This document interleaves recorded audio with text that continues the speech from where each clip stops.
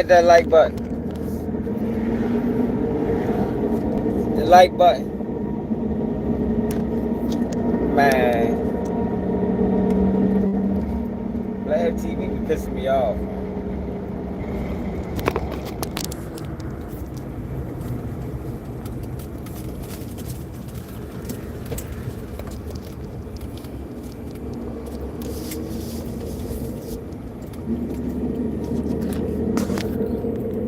JB. What it is, man. What it is. Yo, I be sick of Vlad sometimes. Like, he think everything a game and everything a joke. It's all funny to him. So he over there talking to TK Kirkland about Pooh Shiesty.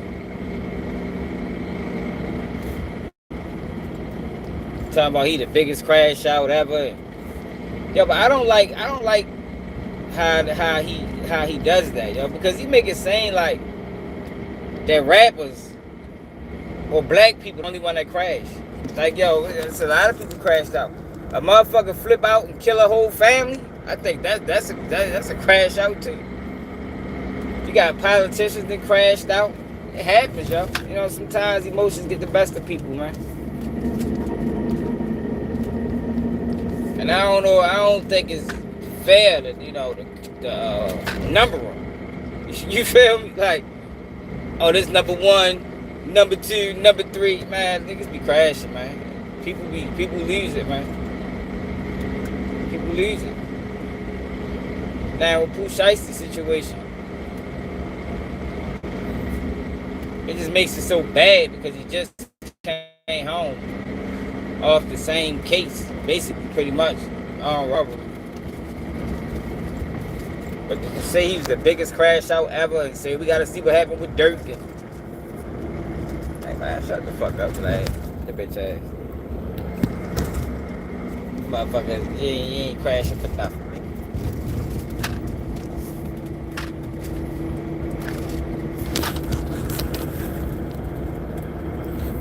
Wow.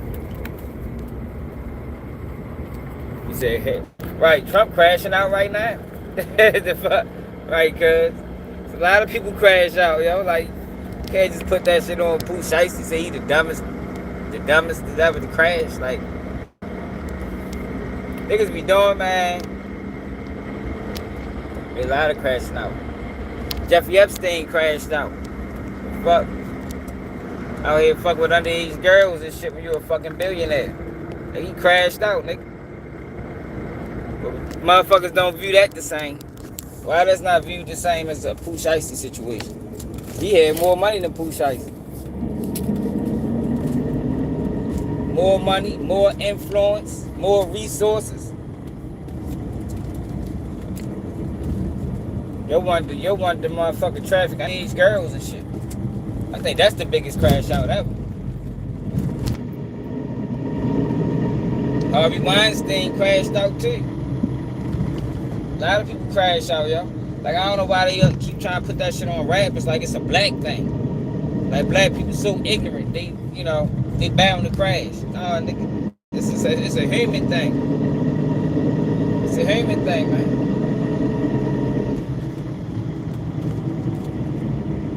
We got politicians that went rogue and killed their whole family and killed themselves. I think that's the biggest crash out. Do some shit like that. I just don't like how he do it, yo. He's like, he do it and you think it's a game. Like, it's like the shit funny for real. You show what I'm talking about. I hear what I'm talking about. It's like he get a kick out of these situations. He loves it. Give him something to talk about. I don't like none of them. I don't take pride in it. Like I told y'all, ain't nobody win. Ain't nobody win in this situation. This nigga Gucci supposed to be doing the show in Alabama. Wonder how that shit gonna turn out.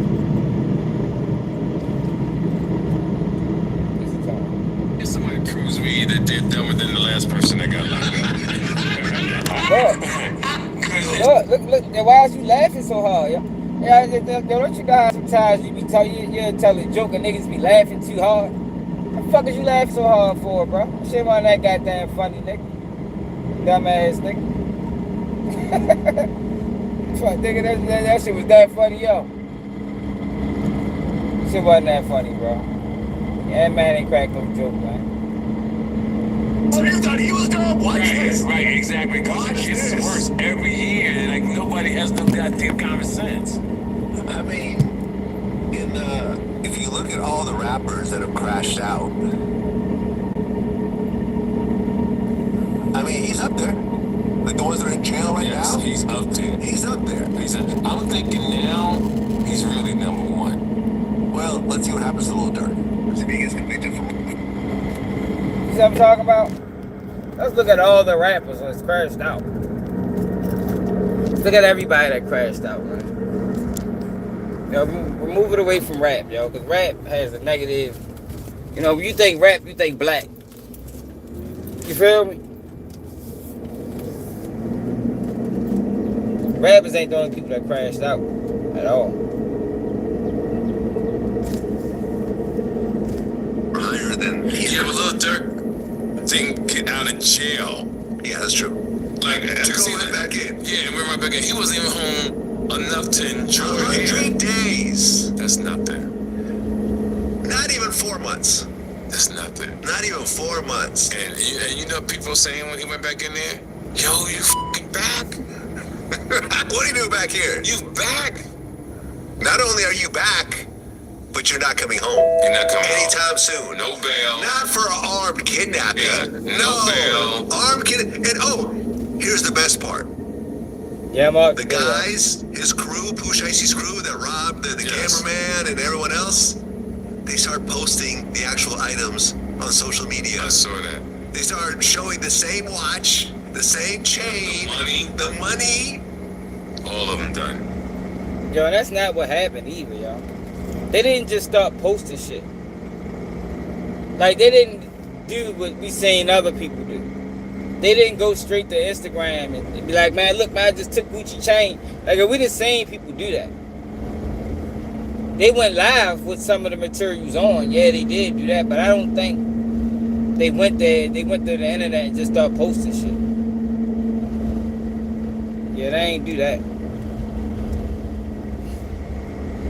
I just don't see what's so funny about it. Like, to me, that shit ain't really that funny. Ain't really that funny, bro.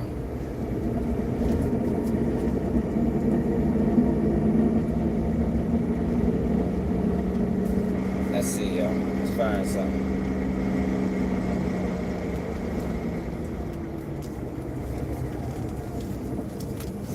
That shit really is not that funny to me. Hit that like button, man.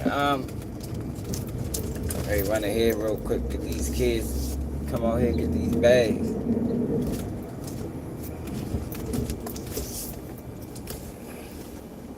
What's up, Kay? What's up, Tom? Fuck it is. What it is. Man, I fucking burnt the hole in my damn sweat. I'm mad as shit.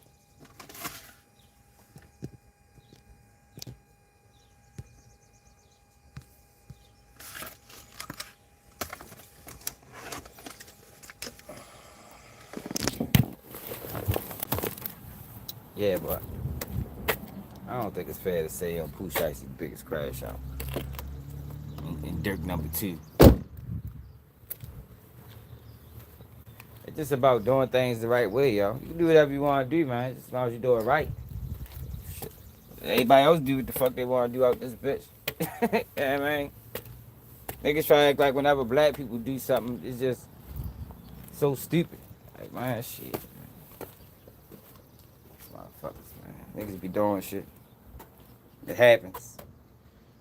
Sometimes emotions get the best of you, man. It happens, man. Now, in the perfect world, it would never happen. But we ain't living in the perfect world. Hey, y'all. I need y'all to grab them bags out the back seat. Where your brother at? Hey, Vassan! Go out there and grab them bags with the back seat.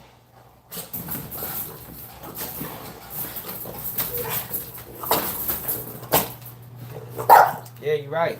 It ain't what you do, it's how you do it. I just don't like how they try to make it seem like it's just hip hop when it's just rap. Like, but it ain't. I'm ready to find some crash outs to show. Some other historic crash outs.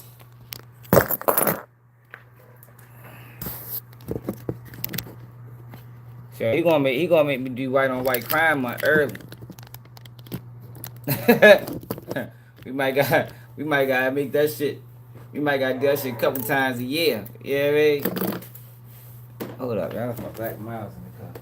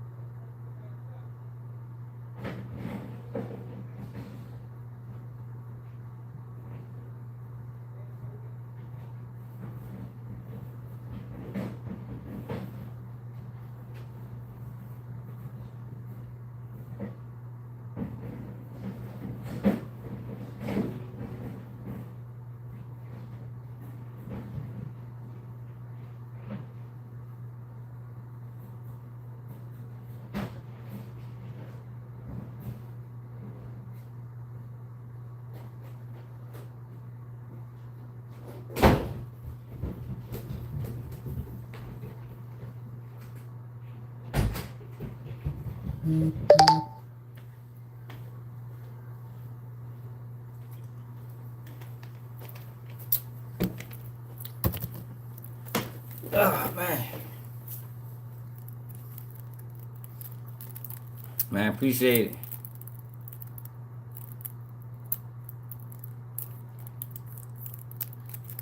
Dang, for real? That's fucked up.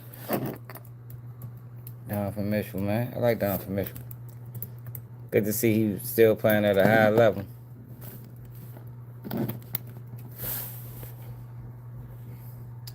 Nah, I ain't even read it yet. We can check it out today. I think I seen it though a couple days ago. I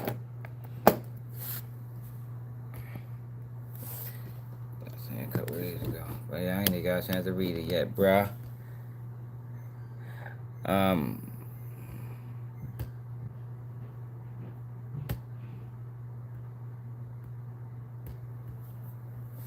Hold on.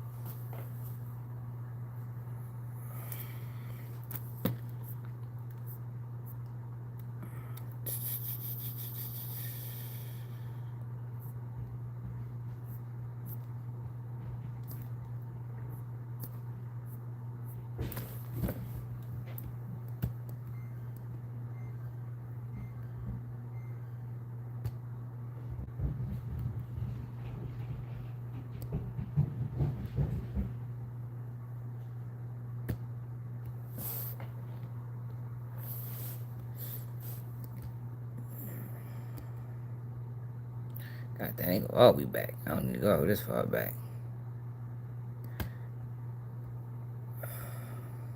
Let me show y'all. Oh, let me get back to the Vlad shit. Goofy ass nigga. That's why I don't like agreeing with Vlad. Yo, you agree with him 1 minute, then next minute he do some dumb shit. You see the 4 pages. The brother's only posted 2 of them. All right, you want to check? Hold on, let's check that out now. Hold on, let's go to finish this Vlad shit. I just wanted to say that though, yo, because I don't like the fact.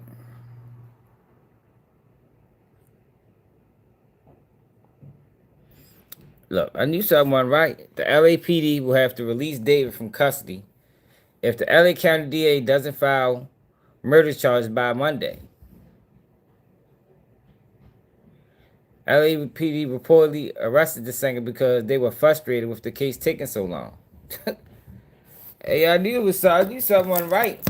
I don't know if this is true though. I don't know if they got till Monday.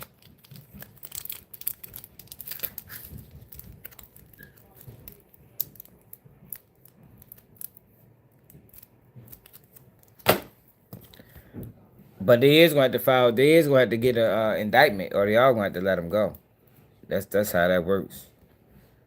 That's how that works, y'all. Got to get indicted first. Well, not first, but you got to get indicted eventually. They do not have all day to do it. Did y'all see Ice Spice was fighting this shit? Why motherfucker jump on Ice Spice, man? Proves me that they're dumber than the last person that got locked up. Oh, you thought he was dumb? Watch this. Right, exactly. Because it gets worse every year. Like, nobody has no goddamn common sense. I mean, if you look at all the rappers that have crashed out, I mean, he's up there. Like the ones that are in jail right now? He's up there. He's up there. I'm thinking now he's really number one. Well, let's see what happens to Lil Durk. Because if he gets convicted for hire, then he's but Lil Durk didn't get out of jail. Yeah, that's true. Like to go right back in. Yeah, and went right back in. He wasn't even home enough to enjoy 100 days. That's nothing. Not even 4 months. That's nothing. Not even 4 months. And you know people saying when he went back in there, yo, you fucking back? What are you doing back here? You back? Not only are you back, but you're not coming home. You're not coming anytime home. soon. No bail. Not for armed kidnapping. Yeah, no bail. Armed And here's the best part. The guys, his crew, Pooh Shiesty's crew that robbed the cameraman and everyone else, they start posting the actual items on social media. I saw that. They start showing the same watch, the same chain, the money. All of them done. To the gentleman, if you ever get a shot to come back on the streets, look at these niggas. Look at these politicians who crashed out. 2026. Justin Fairfax, former Virginia lieutenant governor, who shot his wife and himself in a murder-suicide. Robert Telles, former Las Vegas area Democrat administrator, sentenced to at least 28 years for murdering a journalist. Vince Boutier, charged with murder of Minnesota House Speaker Melissa Hortman and her husband. In 1998, former state senator convicted of murdering his political opponent. Like, yo, cause a lot of people done crashed out, man. See, that's why I don't like that shit. Like, yo, a lot of people done crashed. State representative and judge who killed his ex-wife. Former Kentucky state representative pled guilty to murdering his former fiance. Involved in killing a former Tennessee governor, William. Come on, man. A lot of people done crashed out, yo. Don't put that shit on rap. And act like rap was the only one doing it. And then laugh about it like that shit just so fucking hilarious. Bitch, it's human. The fuck? This shit human, man. Right, that movie director's son did kill his whole fucking family. That shit happened yesterday? God damn. Hold on, what's the fuck his name? Let's look more into that, man. See what led to him crashing out.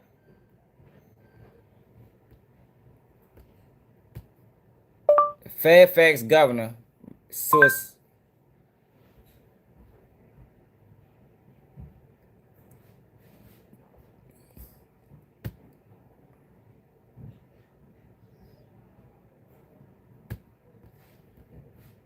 Oh, he crashed out, man.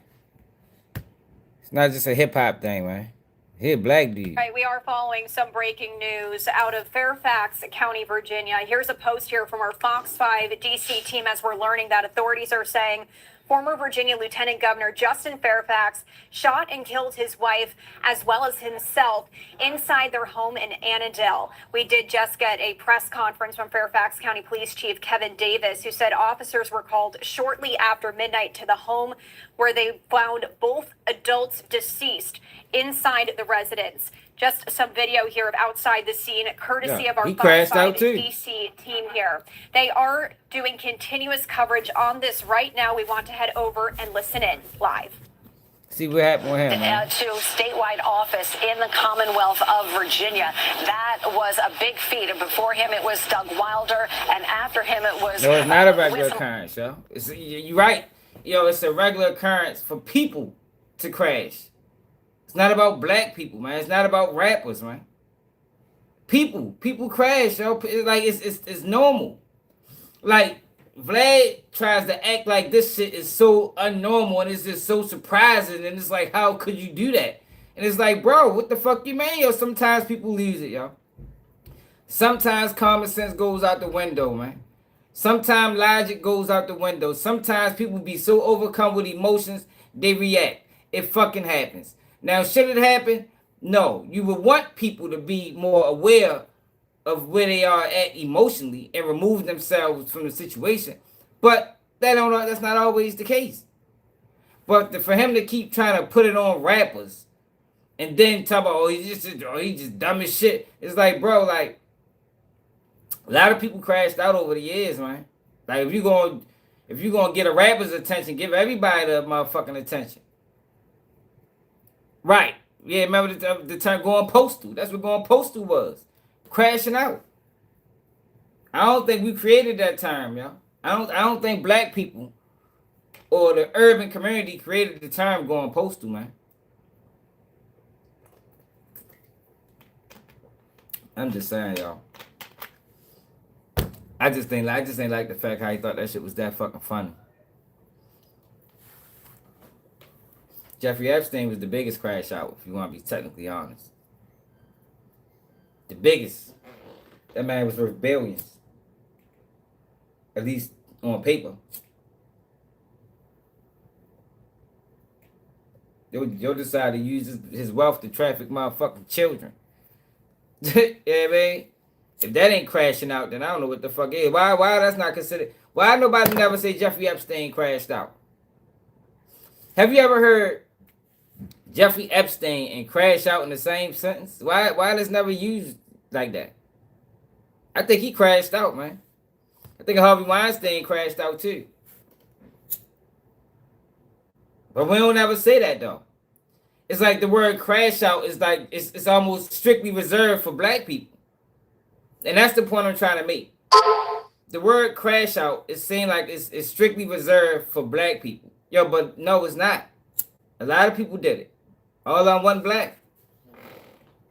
I probably can really, if I really wanted to, I probably can really go through a whole list and we could do a whole live on niggas, on white people crashing out or other racists crashing out or just other people outside of rappers crashing out. Man, fuck out of here, man. Nigga was pissed, man. I ain't saying what he did was right. I'm just saying. You know, sometimes, yo, you be upset, man. I didn't got upset. Like, everybody got upset, yo, and did something that they wasn't proud of doing, yo. Like, everybody. I'm sure Vlad had. Now, you might not have did to the extent of a Pooh Shiesty. Yo, but everybody had been to that point where they did something and they be like, damn. Thinking about it was like, I shouldn't even have did that shit, man. That shit was a bad move. You feel me? Like, it happens, yo. It happens. You know, do you regret it? You gotta apologize. Sometimes it go that far to where so you might end up in fucking prison for the rest of your fucking life. It happens. Everybody, you know, it's not exclusive to one race or one genre of music. It happens, man.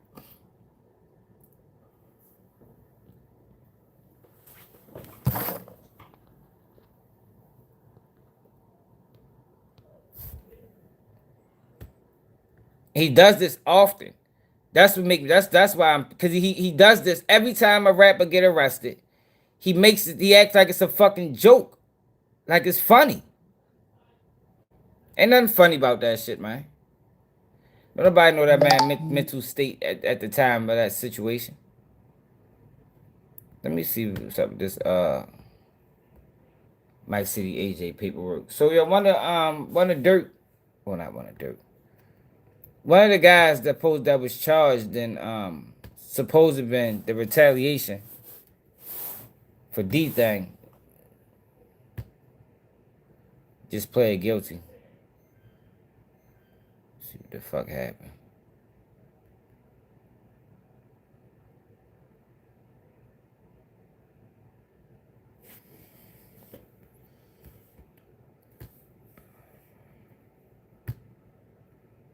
His dumb ass fucked himself over. He should, if he was gonna plead guilty, should have been pled guilty.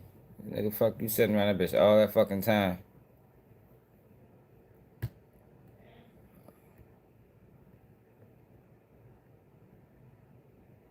Just to ultimately plead guilty to 35 years or some shit like that. Alright, so yeah, pride to make you crash out. This plea agreement between United States Attorney Andrew whatever and Anthony Montgomery Wilson, also known as AJ and Mike City AJ, is made pursuant to Rule 11. The charge in this case, the superseding information in this case, charges the defendant in violation of Title 18, did use, carry, brandish, and discharge a firearm during and in relation to a crime of violence, which he may be prosecuted in the court of the United States, namely the use of facility of interstate commerce with intent that a murder be committed,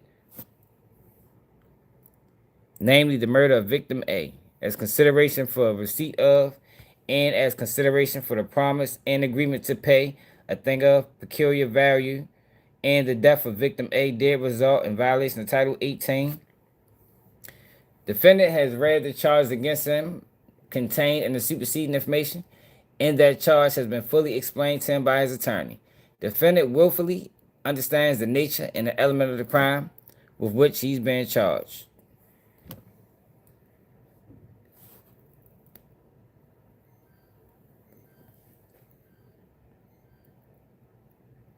By this plea agreement, defendant agrees to enter a voluntary plea of guilty to the superseding information which charged that defendant in the course of the whatever.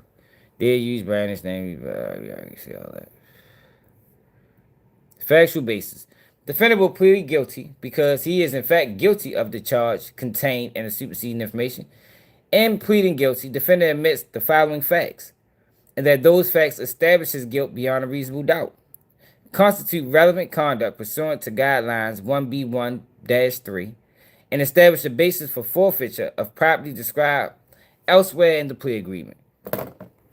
On or about the 27th of January 2022 at Chicago in the Northern District of Illinois, defendant Anthony Montgomery Wilson, also known as AJ, Mike City AJ, in the course of violation of Title 18, United States, whatever,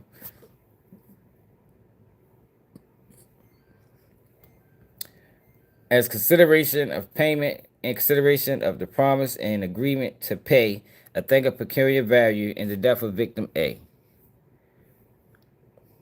Defendant knew that he previously been convicted of a crime punishable by a term of imprisonment in the excess of 1 year, namely aggravated unlawful use of a weapon on or about September 5th, 2018.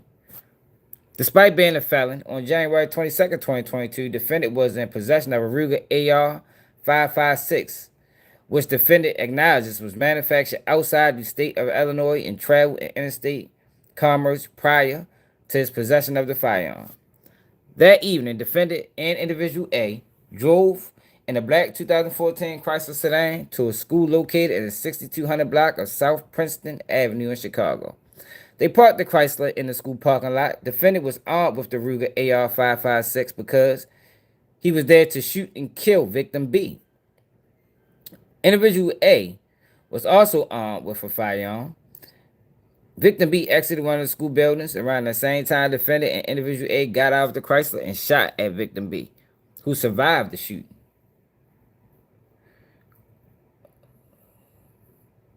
So they tried to get somebody else. He pled guilty to 2 shootings. Hey, Alvin, where the fuck victim B come from? We ain't never heard about victim B. Who the fuck is victim B? Hard mode. I mean, individual, yeah, victim B. The security guard.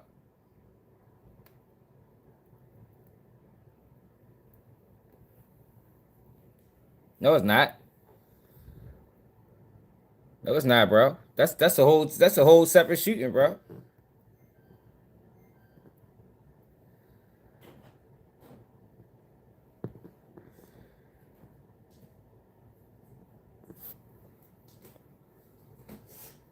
Yeah. That's a whole separate shooting. Huh?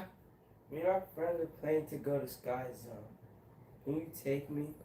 You wanna go to Sky Zone? Yeah. What time? You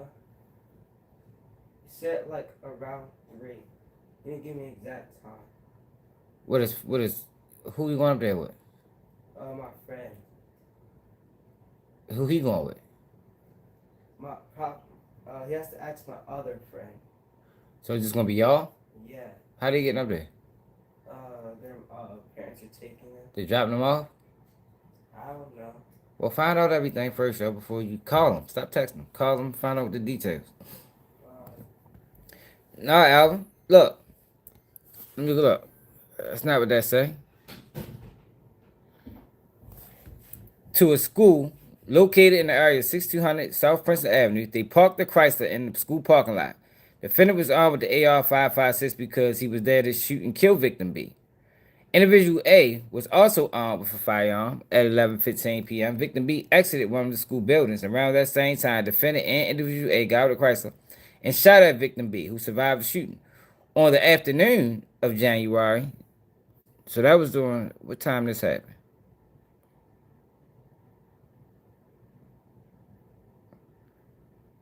Defendant was...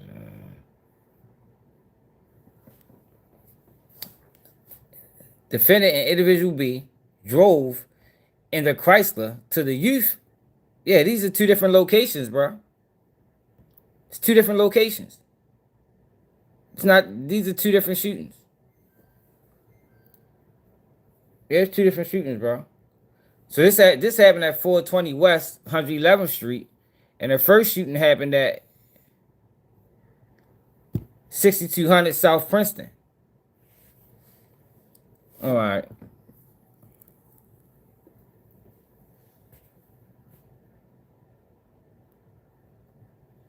Defendant individual B was there to shoot and kill victim A as consideration for promise and agreement to pay a sum of money from individual C. To that end, defendant was armed with the AR-556. Individual B was armed with a firearm.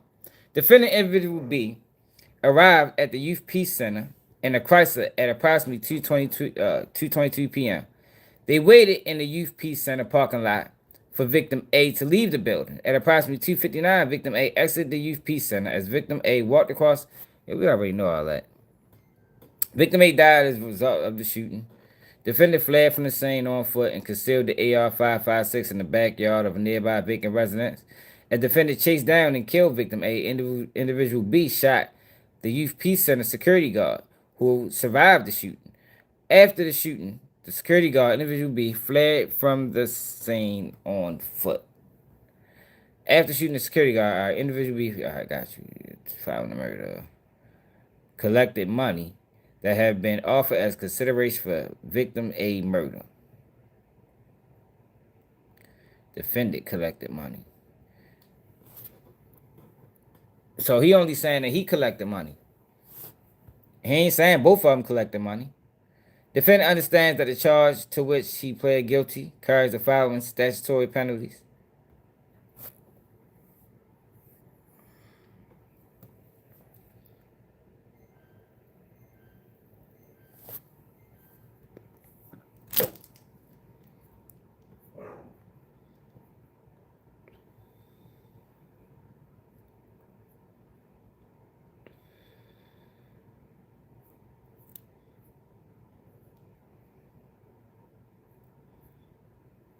The base level is 43. The offense level is increased by 2 levels because defendant obstructed or impeded or attempted to obstruct or impede.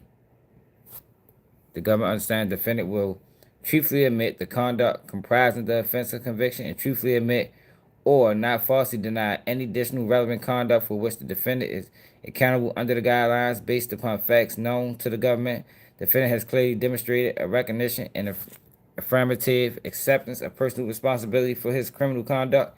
If the government does not receive additional evidence in conflict with this provision, and if the defendant continues to accept responsibility for his actions within the meaning of guidelines, including by furnishing the United States Attorney's Office and Probation Office with all requested financial information relevant to his ability to satisfy any fine that may be imposed. Defendant has timely notified the government of his intention to enter a plea, thereby permitting the government to avoid preparing for trial and permitting the court to allocate its resources efficiently. If the court determines the offense level to be 16 or greater prior to determining that defendant is entitled to a 2-level reduction for acceptance of responsibility, the government will move for an additional 1-level reduction in the offense level.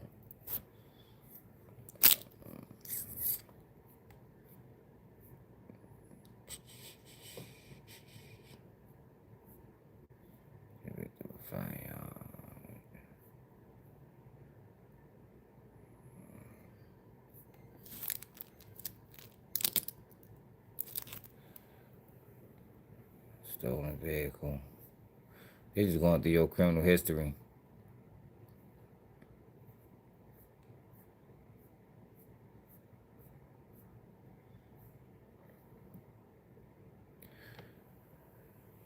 Hold on, let me see something.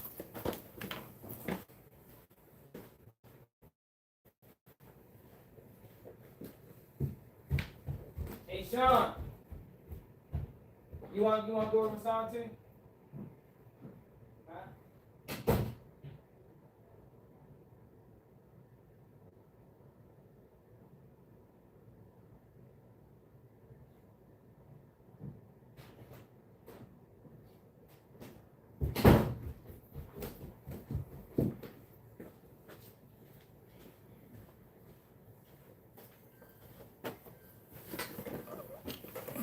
Ball out.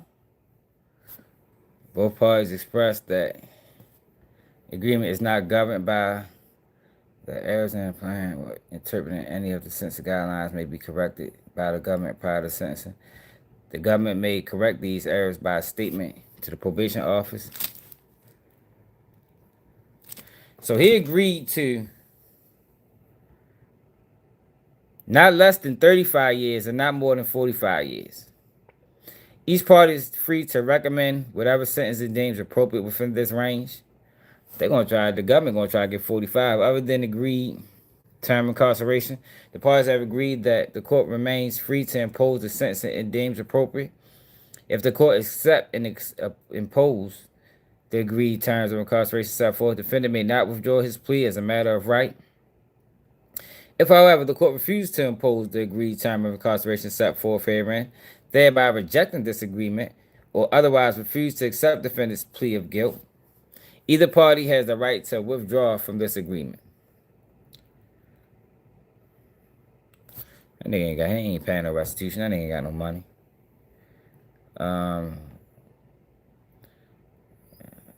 He going to pay the $100 though. After sentence is imposed. Now look, right? So I seen people posting this. Oh, he got to give up the gun. Yo, they already got the gun, right? They already got the AR-556. It's already been forfeited. So a lot of times when you catch a gun case, once the case is over, right?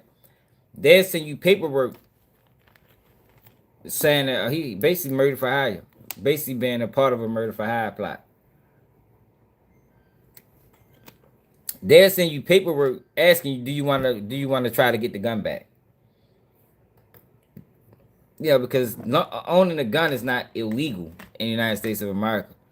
So if you ever caught a gun charge, after it's all said and done, they'll send you paperwork saying, are you trying to get it back? That's all this is.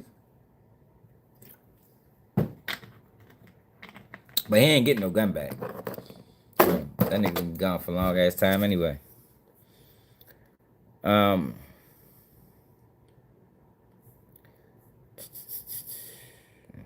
Waiver of rights.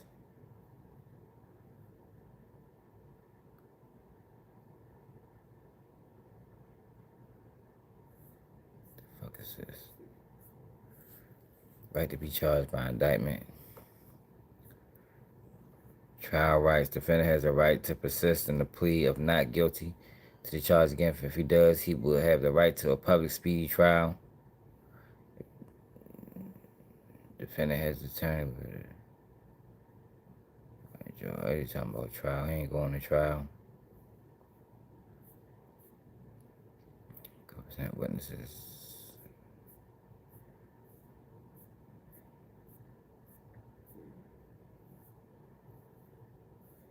Pre-sentencing report.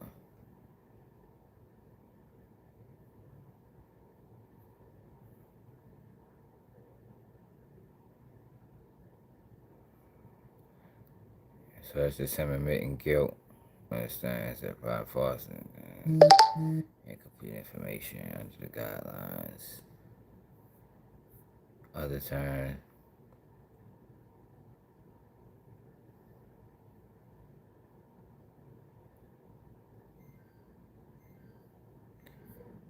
Conclusion.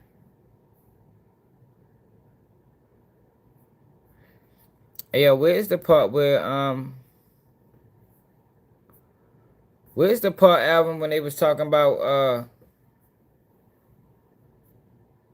he got money from somebody? I don't see that.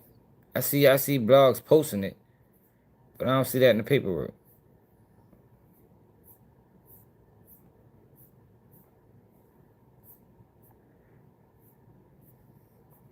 Oh, dumb as shit. I'm not copping out no 45 years. I mean, I guess everybody different.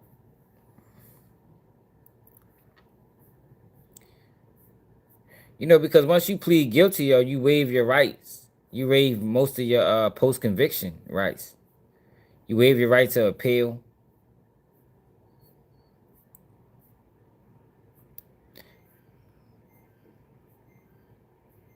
I'd rather roll the dice, yo, and hopefully I can get back on appeal. Maybe they fucked up somewhere along the line. Get back in court. It'll take 45 years. That nigga, by the time that nigga come home, shit.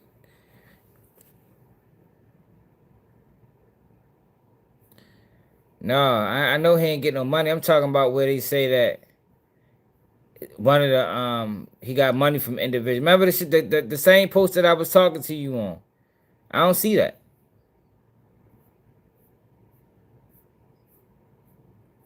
There's another post I was talking to you on about this. I don't see that in the paperwork.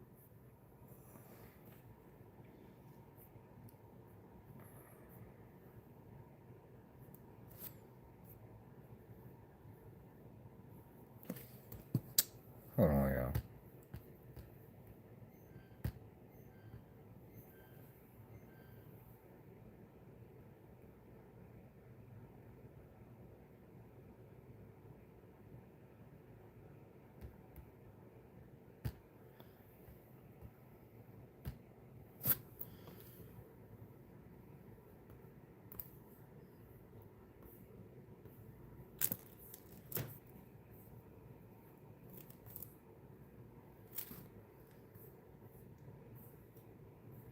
Oh, yeah, we did read that.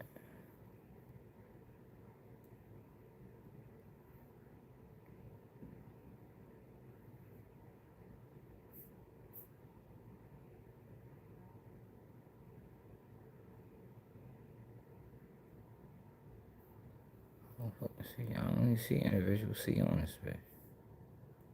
Oh, all right.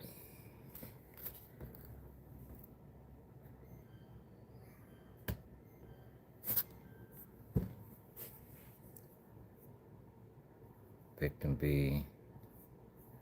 Oh, right here, go right here. Defendant and individual B were there to shoot and kill victim A as consideration for the promise and agreement to pay a sum of money from individual C. To that end, defendant was armed with the Ruger AR-556. Individual B was in possession of a firearm. All right, so we did read that part. Yeah, but individual C is dead, and this is why when this first came out, I'm like, yo, they can't charge. They're not gonna be able to charge Dirk in this situation because the person who supposedly gave them the money is dead, and he's the only person that can connect Dirk to the case. This is what I was trying to tell Trench's News, dumbass. They're gonna make him testify against Wisconsin. He gonna have to cop out too. What's the other nigga name? Marley. Marley gonna have to plead. Yo fucked it up for everybody. AJ a rat.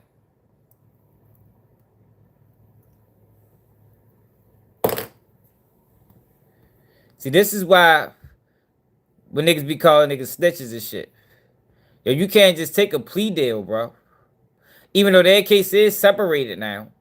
But they're gonna use this plea deal or use Mike City AJ to convict Marley.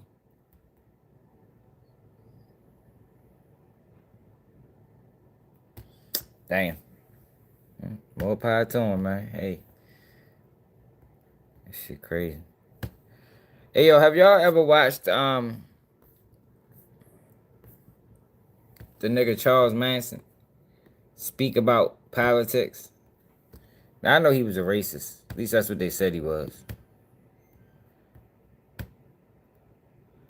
But he spoke about a lot of things that's going on now when it come down to, you know, the government. The United States is owned by foreign corporations. Nixon opened it up for foreign trade. And when Nixon opened up for foreign trade, the people of Europe and the common market and Spain and different places, they don't care about the United States forest. And in short, the United States has been sold out by people who really don't care for anything but money. I've had all the money in the world 3 times. I had to give it back to keep the game going. That's why he went off the grid, man, and moved the way he started moving, because he realized that this system that we're a part of is not an honest system. It's all about money. It's all about, you know, the higher ups eating while everybody else starve. What game? The game. It's a game. Money is a game. It's only real to the people who work for it. The people that don't need to work for money, it's a monopoly game. It's a game of paper. It's all on paper. I've got a production company, and I've got a recording company, and I've got a mansion in Beverly Hills, and I've got Rolls Royces and Ferraris. I've got everything money can buy, but it's all on paper. Everything's done through the companies and through the tax loopholes, and the people that live on that level, they don't care about the average honest mule that just goes back and forwards to work. They don't care about the children that are in the streets that are thrown out of this upper echelon of existence. And then when all the children fall down into me, on my level, I pretty much identify with them because I was a throwaway also. So it goes to the point of, do you really care?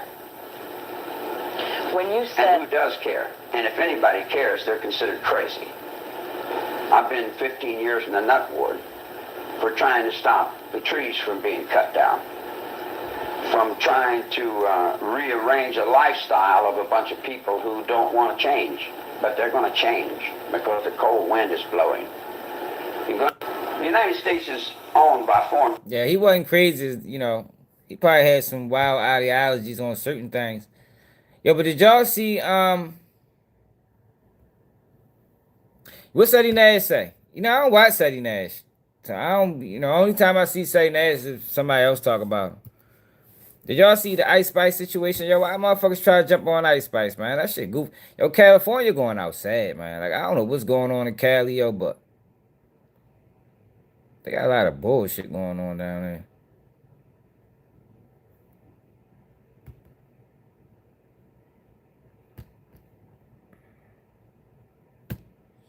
Did y'all see this? Oh, hold the fuck up. Hold the fuck up, yeah. Hold up. Hold up. He said what? Oh, it's on life support because of resources. Oh, all right. Yeah, yeah. Say nice just want to be important. He just want to be relevant, you know. Ben 10, I think a lot of people thought Ben 10 was fucked over because he took so long to speak, but he went live. You know, I don't think he definitely ain't on life support. Now, whether he paralyzed or not, who knows? But he ain't on life support. Like he live and well. Well, I don't know if he well, but he's definitely alive and talking. I don't think you can talk on life support. All right, so look, y'all. Ice Spice is chilling. See, this is why celebrities keep bodyguards, man. She and that bitch minding her motherfucking business. And here come this girl trying to get some clout.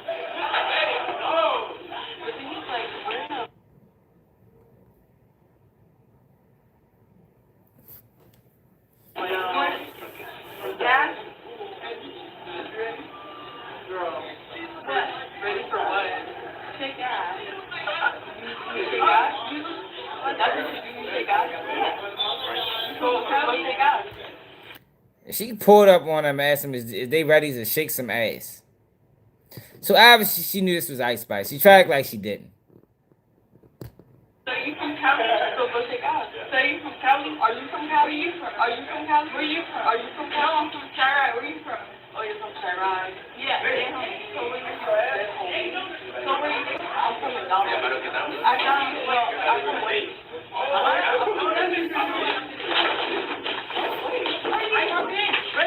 Where you from? Why you from? Where you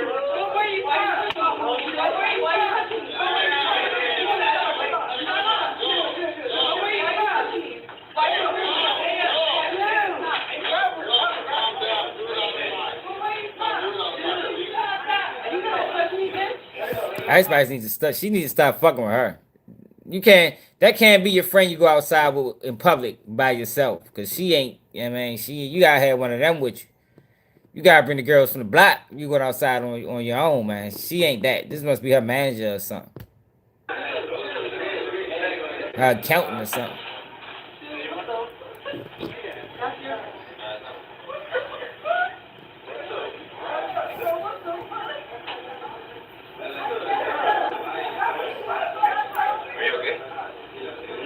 Are you okay? Are you with them? Nah, I'm not with them.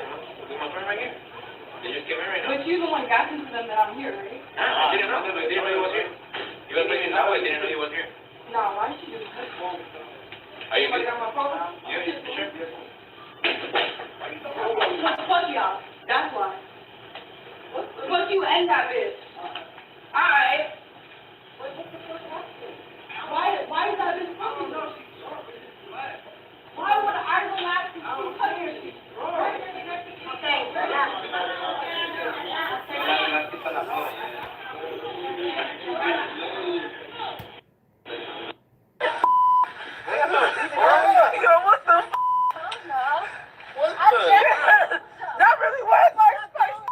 Yeah, I'm not interested in bothering those celebrities outside. Like, I don't know, people just be weird as shit. Like, they regular fucking people. I don't even look at celebrities like that. Like, regular, I don't ask for no pictures, none of that shit. Most you get from me is a head nod. Yeah, man, just an acknowledgement. Yeah, I see you. That's it. It ain't none of that. Yo, let me take a picture with you. Man, fuck out of here. I just can't see myself doing that shit. Definitely ain't doing this. Hey, come on now, leave that lady alone, man. That's really Ice Spice. What the you and that? Alright. What the happened?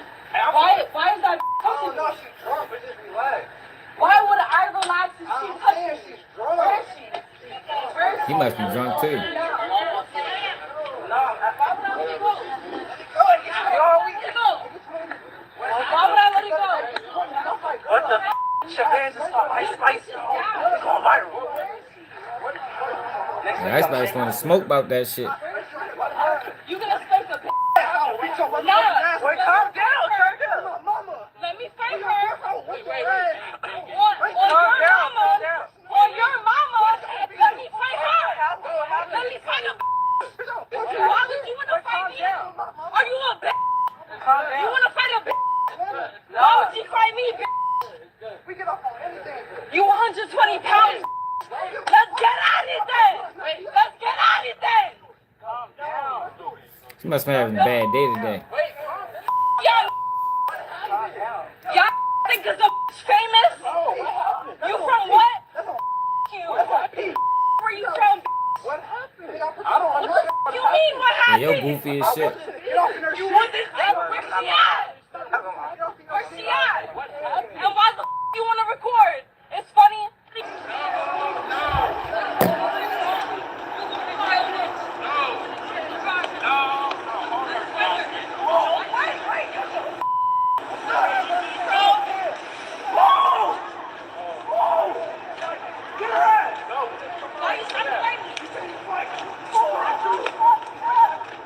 Hey, don't jump her.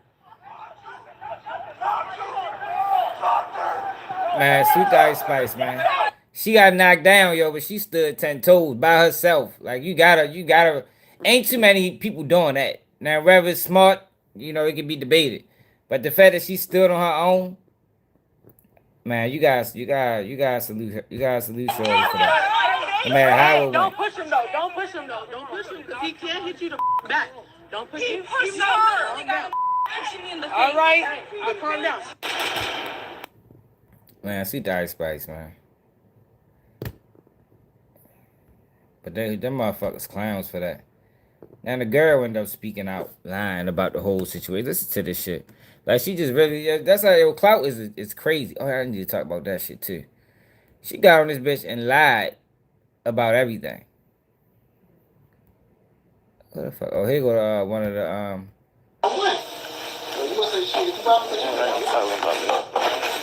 the fuck sure it ain't dead and Ron. Alright, clear nothing up. This one right here. Fake. The fuck is that? I thought the nigga was from Texas. He sound like he from Louisiana. He from Texas, Louisiana. So here go the girl. I was with my friends and everything, and we came from the beach earlier that. I don't even want to listen to her. Never mind. Fuck her. Here go Ben 10 though. No, still early in the morning shit. Man, you know we gotta get this shit in. These niggas sound stupid. Even good around this bitch. And nothing. Stupid duck ass. No, still early in the morning shit. Man, you know we gotta get. Yeah, so Ben 10 is alive. Hope he learned from his mistake. I mean, from that situation, because that shit was stupid. Did y'all see this? Israeli government. Look at this shit. Reveals the top 10 anti-Semitic influences of all time. It's the top 10 right here, man. They got Joe. I don't even know these people. Candace Owens on there. Tucker Carlson on there. Nick Fuentes on there. It's the top 10, y'all. The biggest anti-Semitics. Look, he happy. What the fuck? Hold on, y'all. What the fuck that shit blurry for?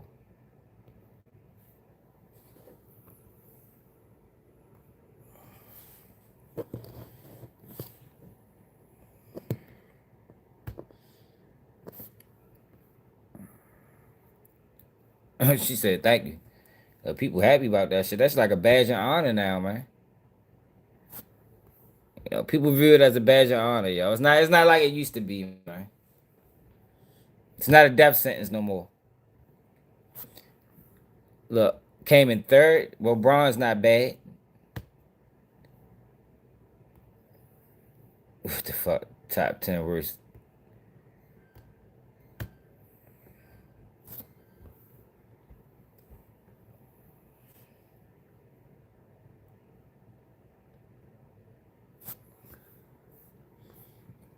Yeah, that shit crazy.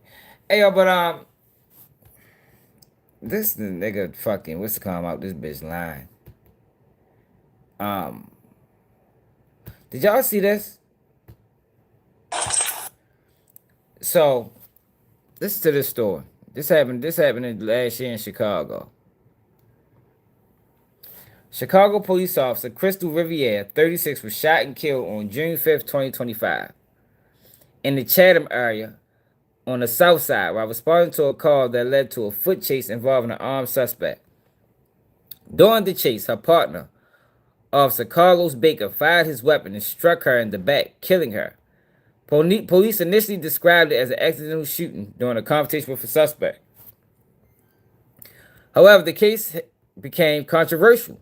An autopsy ruled her death a homicide. Her family later filed a wrongful death lawsuit alleging Baker had a personal relationship with Riviere, was upset over their breakup, and acted recklessly.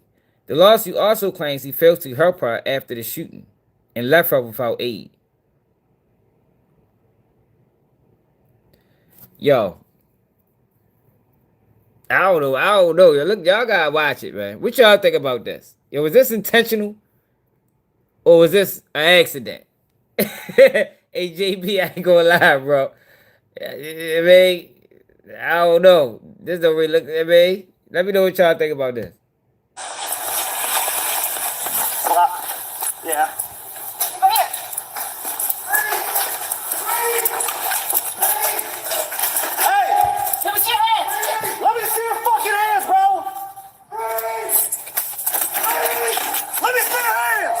Now look at this shit, y'all.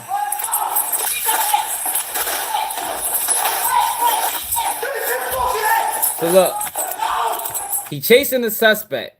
The suspect runs in the house. I don't know. I mean, just look at it. Look. Hey, yo, what the fuck? Yo? How did that happen, yo? Yo, how did he end up shooting a whole nother direction? Yo, the man was in the house. The girl was behind him. Shot fired at police! 10-1, 10-1! Shot fired at police! 82nd Drexel! 10-1, 10-1! And she fell down the steps. Shot fired at the police! All units head over there. 82nd and Crystal, 10-1, shot fired at the police. Crystal, you good? 10-1, shot fired at the police! Now they was in a romantic relationship.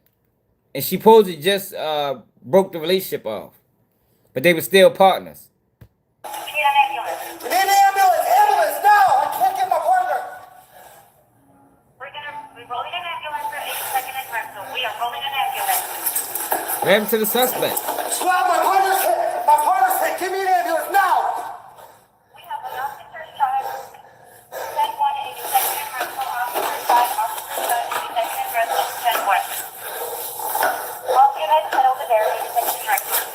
Squad, I can't get to my partner. I'm upstairs. Roll the SWAT team. Roll the SWAT team.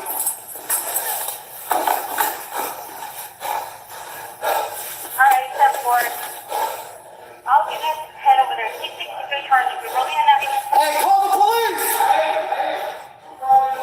Call them! Yeah! Squad, roll everybody. Roll the SWAT team, SWAT.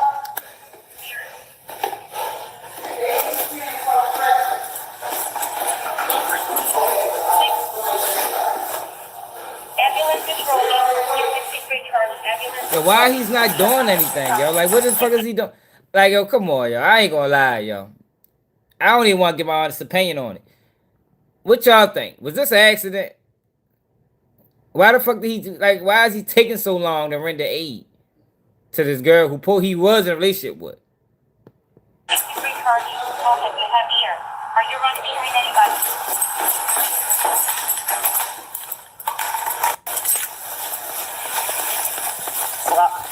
I just don't see how he did that. With the fucking gun, like, it looked, I don't know, y'all. I ain't saying Yeah. That's just crazy.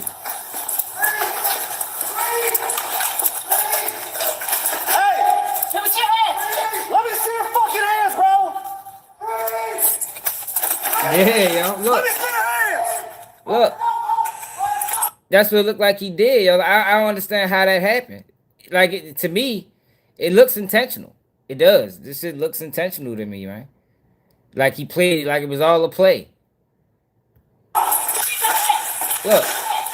Chasing this nigga. Chasing y'all. He runs in the house. Look. How'd he fall, yo? Yo just fell and the gun went off, shoot this girl, kills her.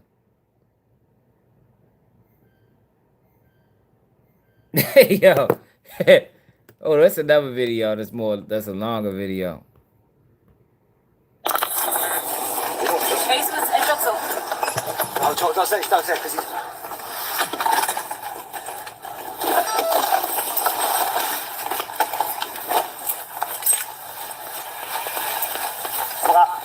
Yeah.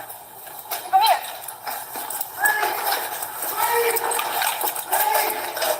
Hey! Let me see your hands. Let me see your fucking hands, bro!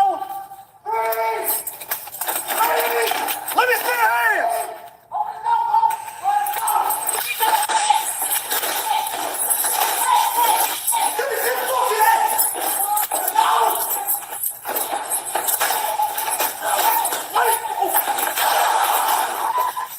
Like, oh yeah, like yo, you can see her in plain sight before he falls, which means he was, man, yo, wild for this one. He think it's terrible, boy. Hey, that's crazy. 10-1, 10-1! Just fired at the police! 82nd Drexel! 10-1, 10-1! Shots fired at the police! All units head over there. 82nd and Crashout 10-1. Shots fired at the police. Then he say shots fired. That ain't even what happened. Why no shots fired at the police, my nigga? Oh, lying. Crystal, you good? That's why you can't trust these motherfuckers, Shots man. fired at the police! We have our 10-1. We need an ambulance. We need an ambulance! Ambulance, now! I can't get my partner! We're rolling an ambulance. Now he lying. We are rolling an ambulance. Like he been engaged with guns. I can't get my. What the fuck, yeah, yo? Only one person shot, bro. Walk down that bitch and get her motherfucking ass. He acting like they been. What's the word I'm using? He act like he been outgunned or something. Squad, my partner's hit! My partner's hit! Give me an ambulance, now! We have an officer shot. 10-1. 82nd and Crashout. Officer shot. Officer shot. 82nd and Crashout 10-1.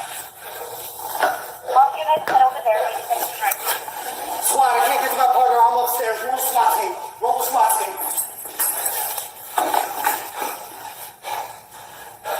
All right, step forward. All units head over there. 663 Charlie. We're rolling an ambulance. Hey, call the police! Call them! Yeah! Squad, roll everybody. Roll the SWAT team, SWAT. Yo, why the fuck, like, yo, this nigga acting like, yo, he did this on purpose. You can tell how he reporting it that he did it on purpose. Why the fuck is the SWAT team coming, bro? You shot the shot, my nigga. The fuck? Like, yo, he acting like he had a shootout with a fucking perp. You know what they call it? Yeah, he act like he had a shootout with the perp. Like, bro, only one person fired the gun, my nigga. There's no need for the SWAT team to come.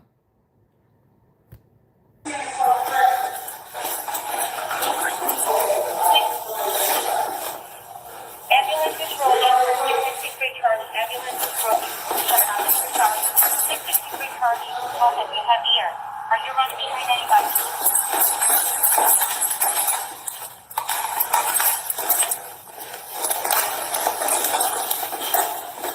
Look at this nigga, yo, he just dragging him. 82nd and Crashout 632. I see you pulling out. One of the right now. Well, we're on the second floor. Hurry up. Come on, Chris. Hear me. Stay with me. All right. What's the good location? I heard second floor. What's the good location for the second floor?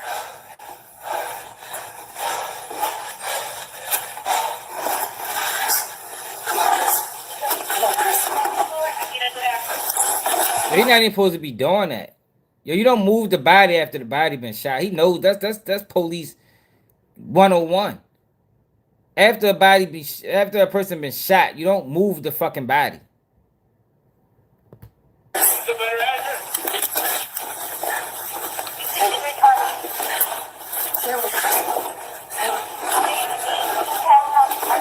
He's dragging it down the steps.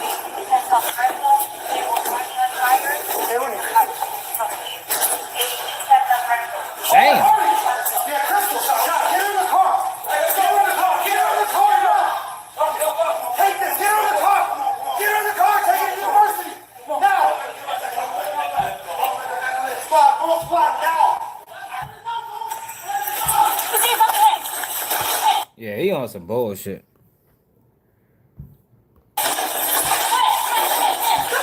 Yeah, he on some bullshit, y'all. I ain't gonna lie. That's a little hard. Hey, yo, y'all want to see some funny shit? Hey, listen to this nigga, man. Hey, hey, what the fuck is wrong with you, man? Hey, look. Caitlyn Jenner says her passport came back marked male under Trump gender policy. Now she's reaching out for help. Yeah. Hey, yo, when did he do this? Yo, did he do this like during the Black Lives Matter era? Let me see. Let me see something.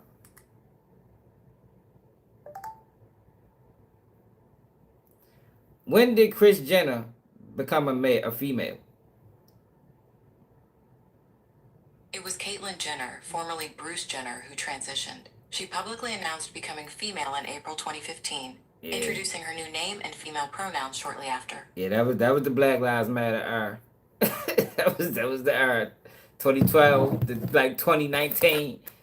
All Black Lives Matter. Yo, because this is what I believe. I told y'all I believe that Black Lives Matter was pushed for this. You know, this was the purpose. It wasn't for black people. You know what I mean? It was for this. You know, Caitlyn and others like them to come out. You know, be comfortable with their self, man. And they just use black people to do it. Yeah, but this shit is hilarious. I'm sorry, we gotta watch this shit. Look at this nigga. Like, what is wrong with y'all, man? Y'all got kids and shit. Look at this nigga, yo. Hey, the fuck out. They did correct me too. Hey, yo. Look at this nigga though. Yo, mad that his passport say he a man. Like, nigga, you know you a man, bro. What are you talking about? I don't know who underneath him was putting this thing together. That all federal documents, okay, it has to be. Yeah, what if he just do this when the cameras is rolling?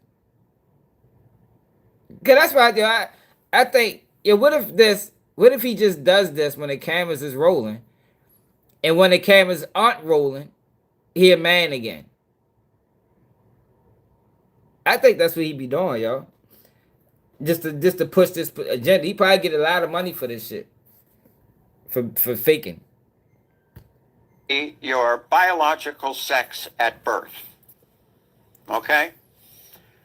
Recently, I had my passport. I had to get it renewed. Wild. I sent it back. Comes back, gender marker M.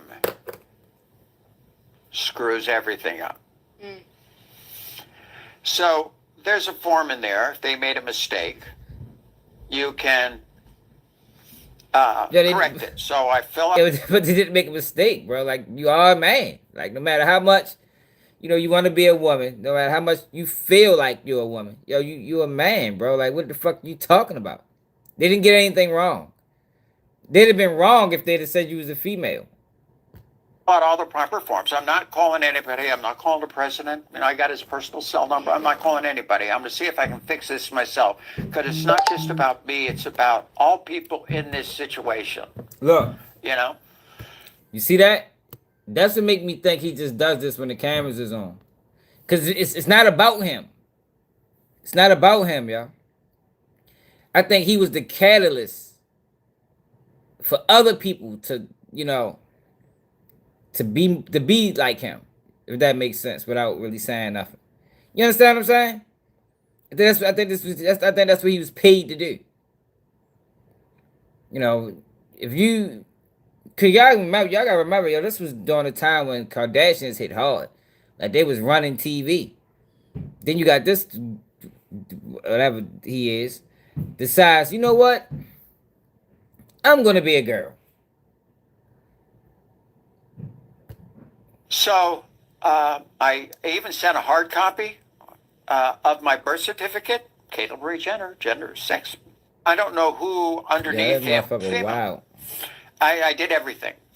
Hey, look at her. Look at her. Like, I wonder what she, like, what are your true thoughts on this? Like, you're sitting here having a real conversation with a man that's acting like a woman. You're a real woman. But he's upset that he's not classified as a woman. And you sitting there over this bitch like you really tuned in, like you understand it. Like, get the fuck out of here. Yo, this is a fucking shit show. They sent it back M. They didn't change it at all. So now I'm in a position. They kind of look alike. That, what do I do? Right. This is a safety factor, okay? I can't travel internationally anymore, okay? I can't use my passport. I can use global entry. It says F. I can do this. I can travel in the United States. License, driver's license, pilot's license, everything, gender marker F. So it really creates a big problem. And I'm trying to figure out at this point what to do. I don't blame President Trump. I love him. But for a lot of people, this is a huge issue. Yeah, see? Yeah, that's what this is. I'm telling you who he is, what he doing, y'all. I don't think he dressed like this when the camera's not on. I think this is all a play to push this on other people. I think that's what it is, man. Yo, a piece of shit. Explaining all of this to him, how it's affecting me and a lot of other people. And unfortunately, he wasn't there that weekend. Actually, the Secret Service guy said he could get it to him, put it on his desk and stuff. I haven't heard from him. He's kind of busy right now. My gender marker is... Yo, look at this nigga, yo. Look at his hands, man. I'm done with yo. We moving on. Yeah, get the fuck out of here. Yo, we living in the world we living in is crazy right now, yo. I'm telling you. It's wild. Yo, but look at this shit. Erica Kirk steps out for the first time and is giving Ford WWE energy. Hey, look at this shit, yo. Hey, yo, Charlie Kirk probably like, man, this bitch that got me. This dirty motherfucker that tricked me out my life so she could take my spot.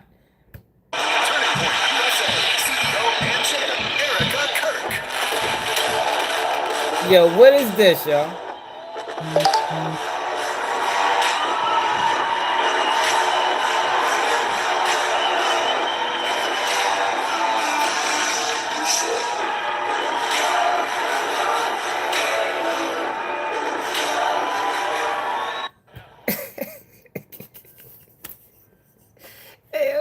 We gotta stop, yo. We gotta do a reset. We need a factory reset the United States, man, because this shit's out of control, man.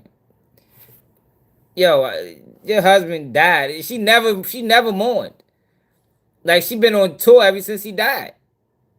You'd have thought this man died 17 years ago. Yo, she been on tour ever since this man died, yo. And this definitely looks like they're announcing Stone Cold Steve Austin. Yeah, man, Stone Cold coming to the ring. That's what it resembles this, for real. Please welcome Turning Point USA CEO and Chair, Erica Kirk. Yeah, she on some bullshit, man.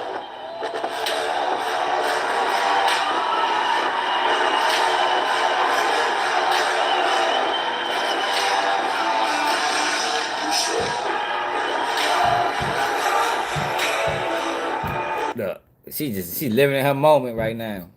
Dirty motherfucker, man. You terrible for that, shorty. This Pooh Shiesty updated mugshot.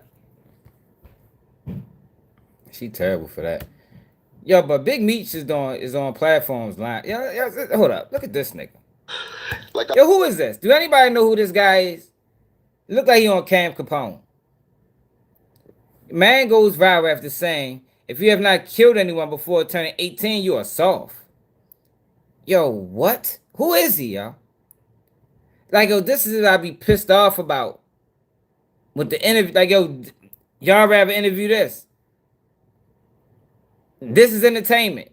Like, yo, what? Yo, this nigga is obviously lying. I don't like, not even that he lying. This nigga's obviously tripping.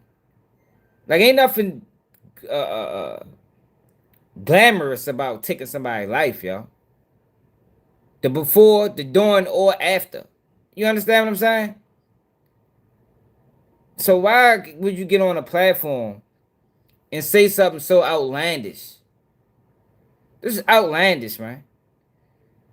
I'd have cut the cameras off if I did this interview. Like, yo, get the fuck out of here, bro. You can't be serious. You really gonna say this? Listen to this nigga. Like I said before, if you over 18 and you never killed nobody before, and you a black man, you a sucker. You not what we looking for. If you want to be hard, you want to be a gangbanger, you want to be a killer, go get you some hats. Go kill somebody right away. Any nigga talk like that? Yo, who is this nigga? Not this nigga. But, like, who is y'all? Do anybody know who that is? Do anybody know who this guy is right here? Like, I ain't never seen him before today. Or yesterday. Stupid ass nigga.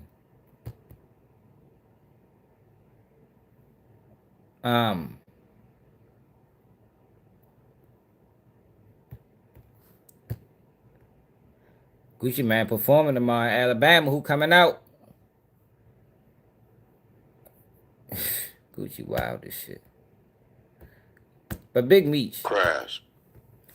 Big Meech is on platforms lying about his prison experience. Like, lying.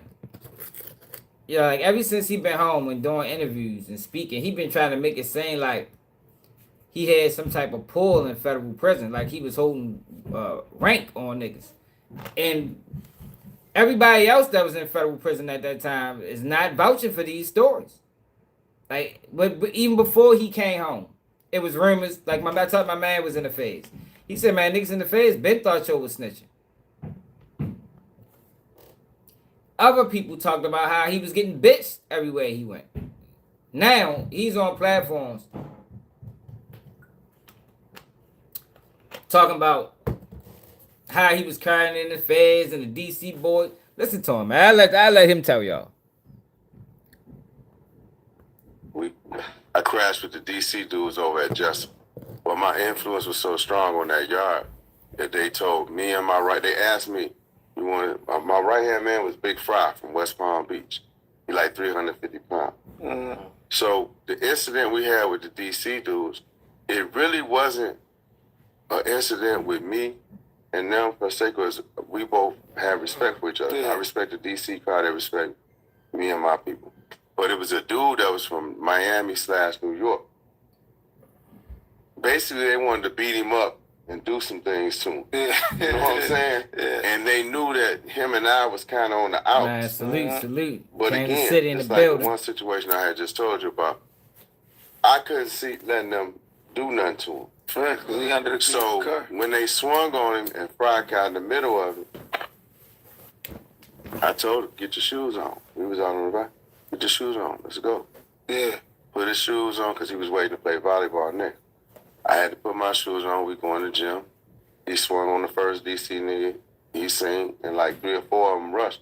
Yeah. So I started slanging niggas off on him. So it was like one of my mans from New York, one of my mans from Savannah, and me was the ones that was really fighting. Yeah. But it wasn't no cameras in the gym. And then we had the door. So the DC dudes couldn't get out. I crashed with the DC dudes over at Jessup. But my influence was so strong on that yard that they told me and they asked me, my right-hand man was Big Fry from West Palm Beach. He like 350 pounds. Mm-hmm. So the incident we had with the DC dudes, it really wasn't an incident with me and them per se, because we both have respect for each other. I respect the DC car, they respect What's up, son? me and my people. But Y'all got clothes on? Yeah, I do. In a minute. What happened with your friend in the thing?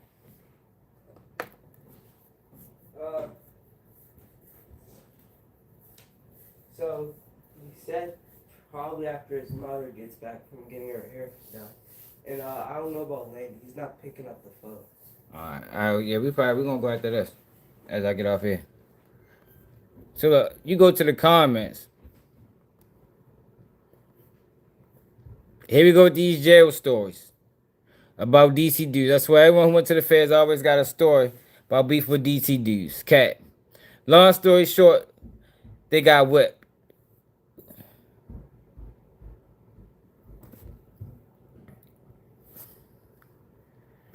Nobody believes them, man.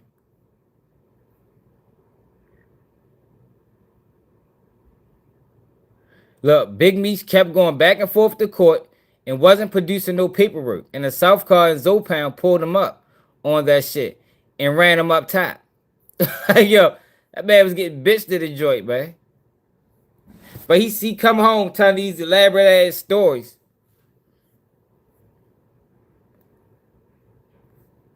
Yo, he telling these elaborate ass stories. He been doing this for a while now.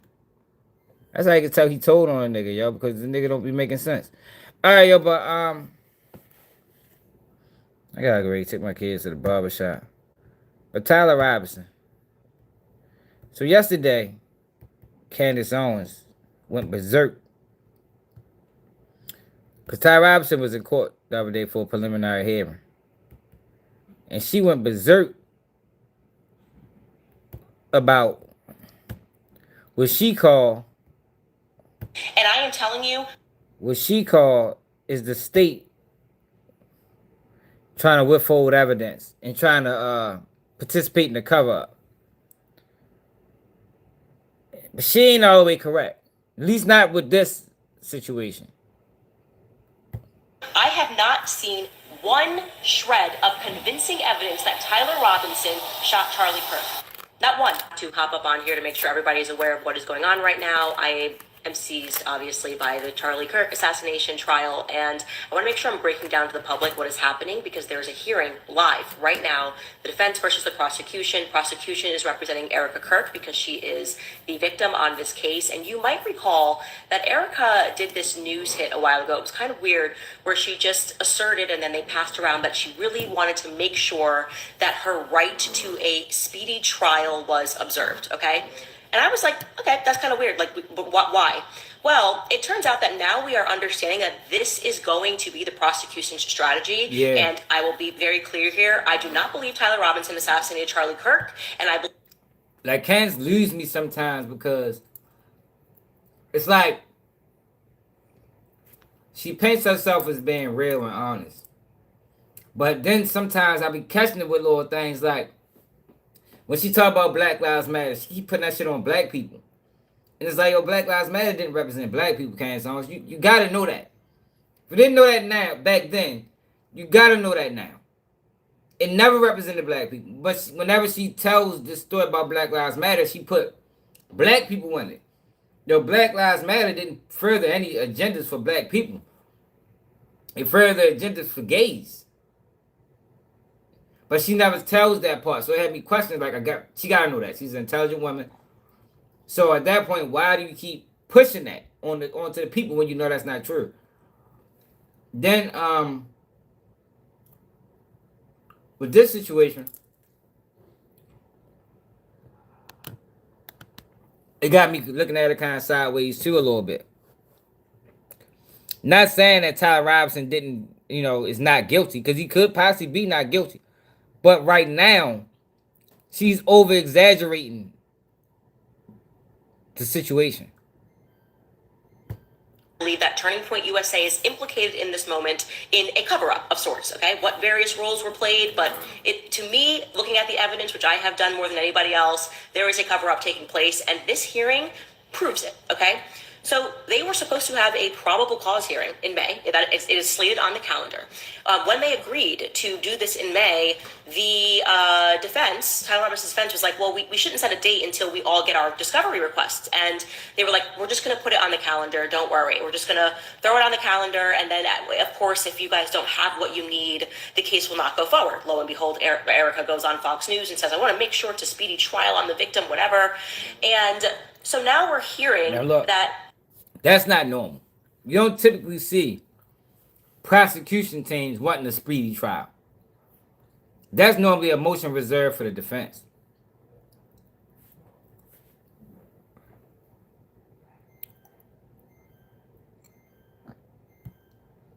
Directly from the defense, So you and the think he did prosecution do is it? not disputing this. They both agree that the ATF and the FBI will not hand over their data files. Data files that they have had in their possession since September, despite multiple requests from the defense.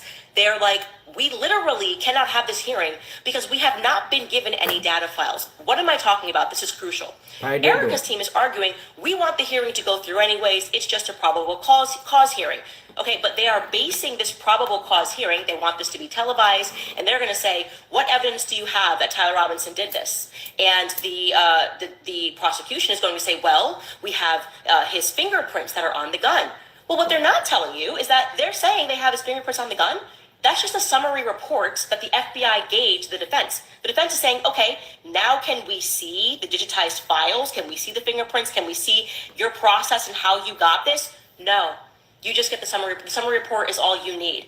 No, actually, we need to make sure that what you're saying you saw and what you have is real. Also, aren't there 5 other sets of print? No, all you get is our summary report saying that Tyler Robinson's fingerprints are on the gun. This where she's wrong at. This is a preliminary hearing. At the preliminary hearing, you don't have to really get into discovery. You understand what I'm saying?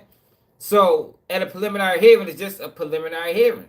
All you got to produce is the preliminary investigation. You don't have to show none of that. Not yet. So it's like, I understand her frustration because she believes he's innocent.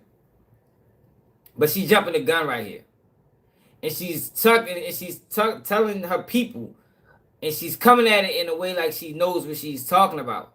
But yo, it's just a preliminary hearing. Now it would be great if they released all of that at the preliminary hearing, but it's not mandatory, and it's not even standard. It's not standard. You're right. She should know this. You're right. She definitely should know this.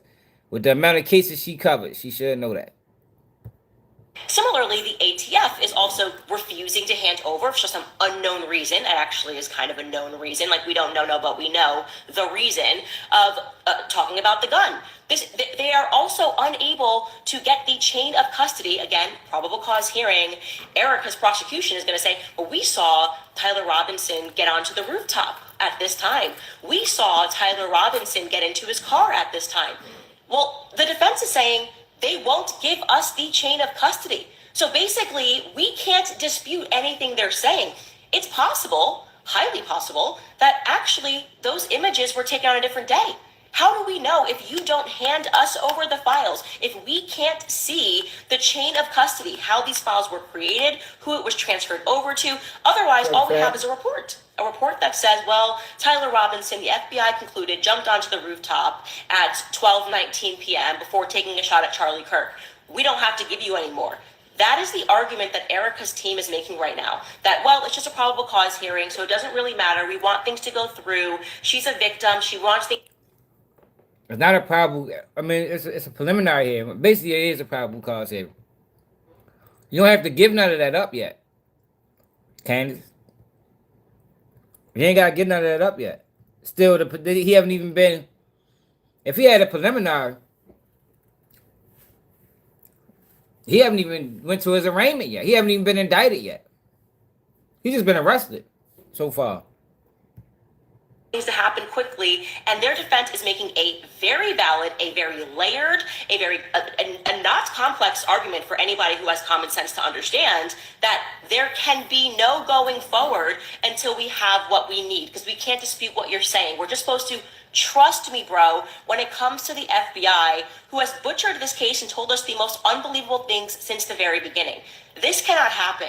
Never did I think that we would be alive for something like JFK. You grow up, you hear the stories about JFK, you hear the conspiracies, you hear about the corruption of the feds, you hear about LBJ's potential involvement, and you think this will never again happen in the United States of America, and we're never going to be able to experience that. That is happening right now. Every person should pivot, go find, there's live feeds on YouTube. All right, so let me show you what she's talking about.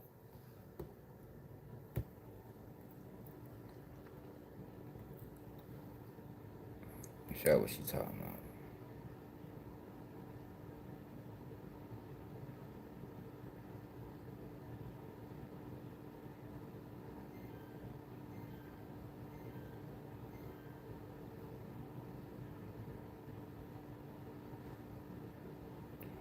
So I was at a preliminary hearing yesterday.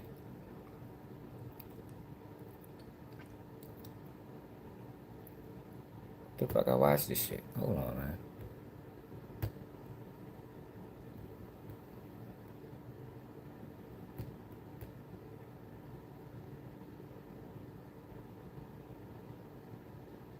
Yesterday. Here you go.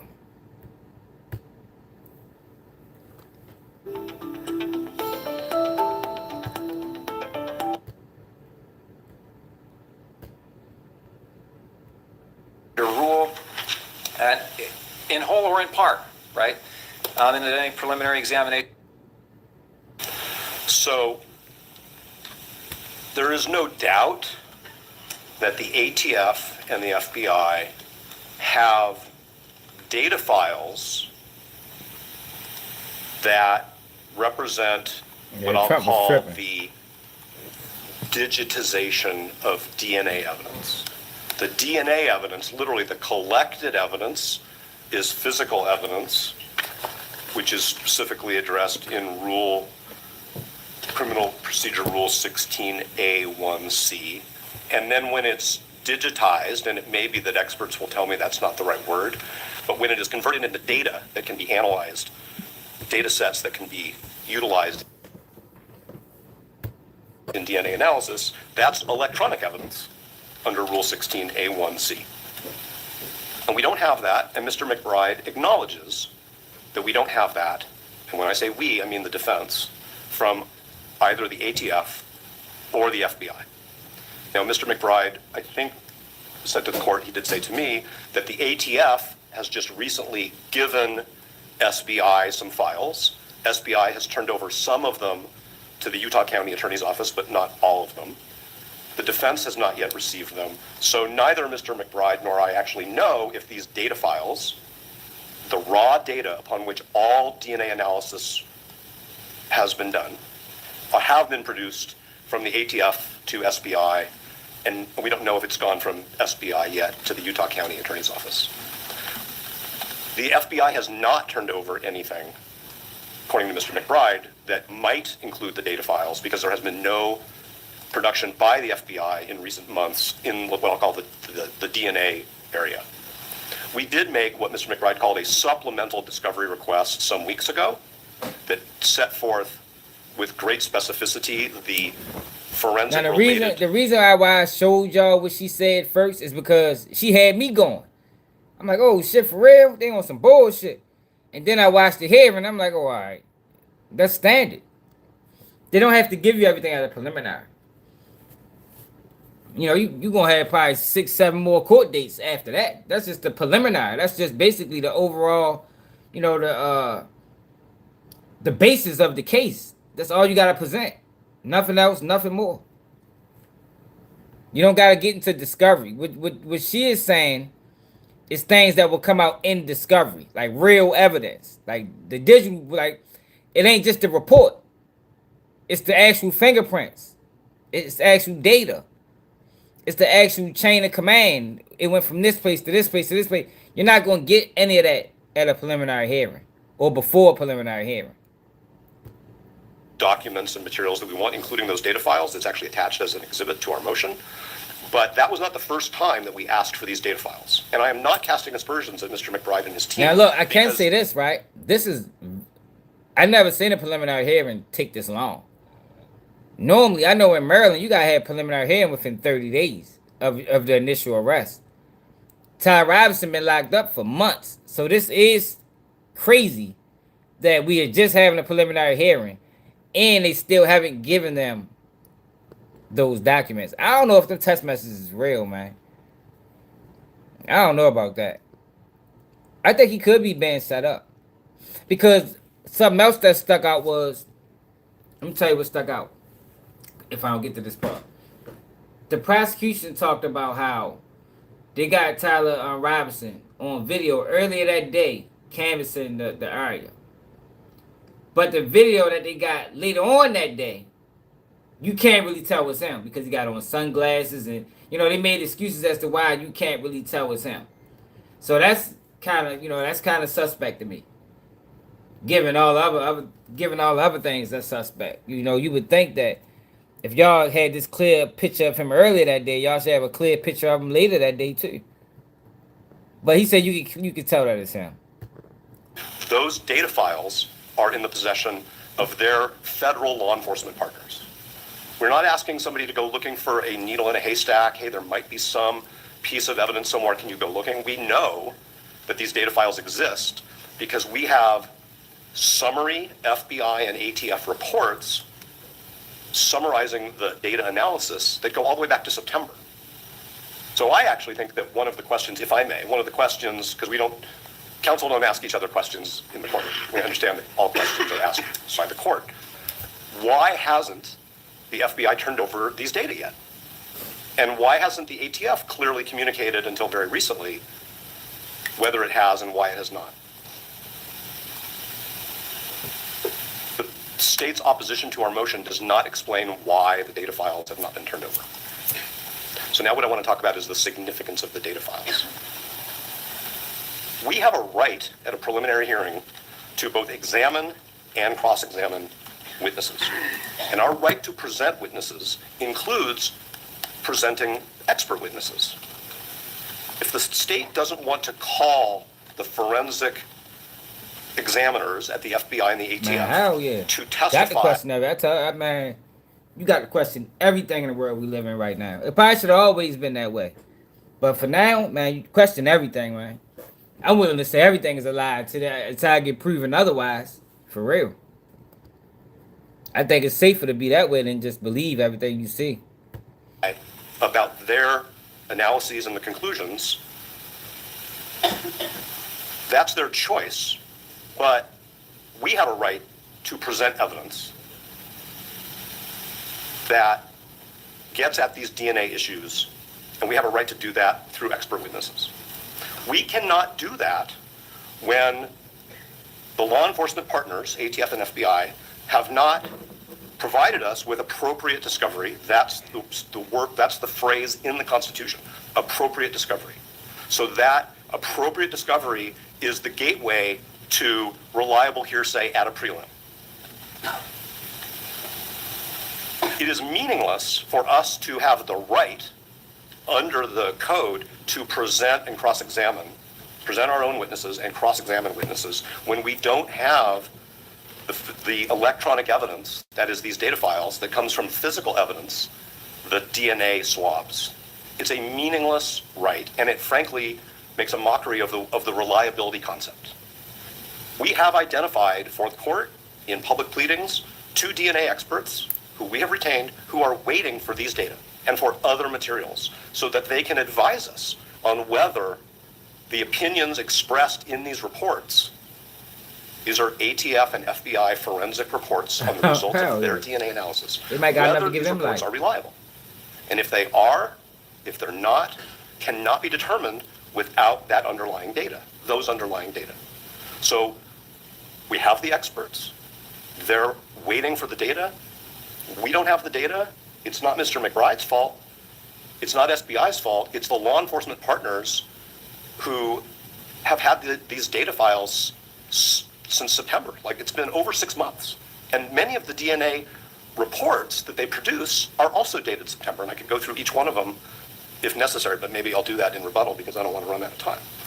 So we can't present any expert testimony on DNA without having the underlying data. Second step, if the state doesn't want to call the forensics examiners It's like, from the ATF and or the FBI as witnesses. it's like he's trying to fight the case at the preliminary. This not the time for that. This not where you fight your case at. We also have the right to call them as witnesses. We have a little bit of a jurisdictional problem because we're in state court and we're not in federal court, and so we have these TUI regulations, which I'm sure the court is familiar with and are addressed in our reply brief. And I have personally been in contact with counsel for the ATF and counsel for the FBI who have not said, yes, we will make these witnesses available. They have said, why don't you get us some subpoenas, which are, by the way, not enforceable, but they're subpoenas, and could you give us a more definite statement of exactly what you want them to testify about? But I can't examine those witnesses without the data and without the data files being evaluated by our DNA experts. The state's suggestion that we just put these reports in through Rule 1102 before really calls into question the concept of reliability, because there is no way for this court to evaluate the reliability of those conclusions. There is no adversarial testing. If I don't have those data, if I haven't been able to give those data to our DNA experts, if they haven't been able to tell us what they think of the data vis-a-vis the conclusions in the reports. So we have a problem with adversarial testing. It's a critical stage of the proceeding. We are basically handcuffed under the state's proposal, which is the court receives into evidence reports which we cannot in any way address the reliability of. And so this actually goes all the way up to the Utah Constitution, which says that reliable hearsay is admissible if we have appropriate discovery. Appropriate discovery, again, is the constitutional phrase. But it also implicates, because it's a critical stage, Mr. Robinson's Sixth Amendment right. And as I addressed in our reply brief, the heightened reliability concerns that the Constitution reminds us of in any capital proceeding. And heightened reliability isn't just reserved for penalty phase. And I provided the court with a number of cases which talk about heightened reliability being something that is a gloss over the entire proceeding. So the court, in my opinion, needs to, and in light of the law here, needs to say to the state, I can't do the prelim until the defense has the data files in a reasonable period of time. When are we going to get the data files from the ATF and the FBI? And if Mr. McBride, given all of his due diligence, can only say to the court, I don't know because the FBI hasn't told us when, and the FBI hasn't told us why, then we're just going to have to wait. We're not interested in postponing this for the sake of postponing this. We're interested in having a meaningful testing of expert reports, which the state wants the court to just receive into evidence. We should have been here when we did white on white crime month. And they was mad as shit. That's not reliability. That's not reliability under the constitutional test, which requires appropriate discovery first. It's not reliability under the 5th, 6th, and 8th Amendments. And I'm not in the business of telling the prosecution in any jurisdiction how they should do their job, but the state chose to proceed by way of preliminary hearing instead he pretty of much got through what he's grand saying. jury. All right, now listen to the prosecution.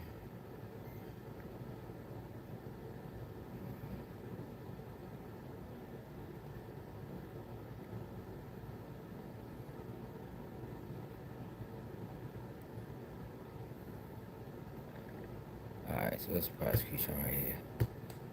The next stage in understanding whether or not a continuance is necessary is, one, understanding the purpose, the limited purpose. Two is, what's the evidence going to be at the preliminary hearing, right?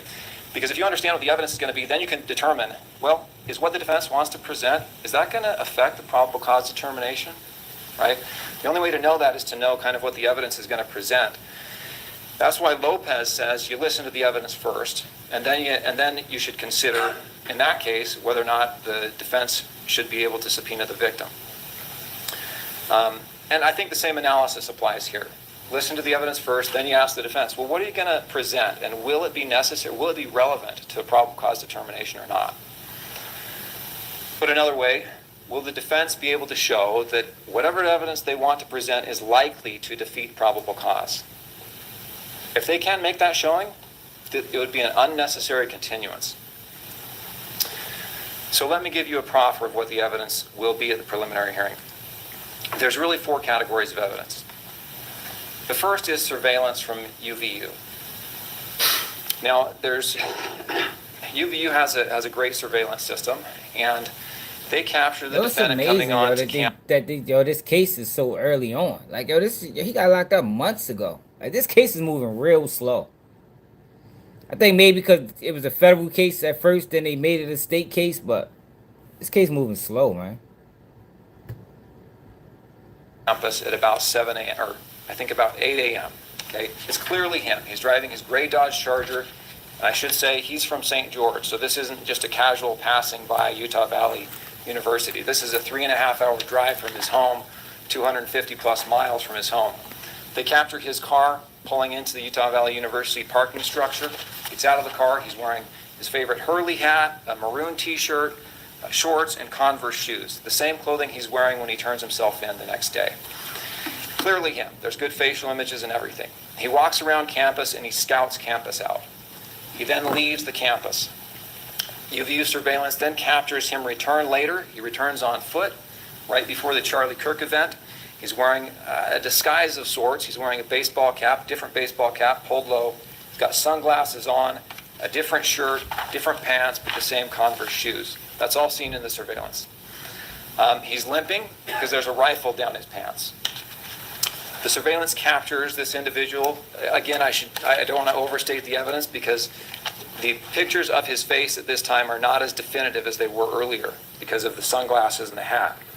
But it captures his face, captures his appearance, his height, his build, all consistent with how he looks earlier in the day and how he looks today in court. But he makes his way to the rooftop, makes his way to the sniper's perch on the rooftop, takes the shot, and then runs to the northeast, drops off the building and runs to the northeast of campus into a wooded area. That's all captured on video. Okay, that's the first category of evidence, is the video surveillance that shows the defendant on campus taking the shot. The second point is circumstantial evidence tying him to the rifle. Right? In that wooded area, police find the rifle. In the rifle is wrapped in a towel. In the rifle, they found 4 rounds. And these are 30-06 Remington rounds. Yeah, but where the fuck did he get a towel from? Did he have a towel? Because that towel should have been visible when he got up there and took that shot.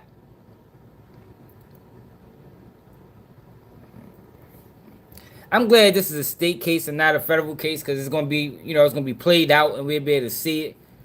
Because in federal court, there ain't no telling what the fuck really be going on because there ain't no cameras allowed. But I would bring that up if I was the defense. This towel. Fucking had it in his dip too.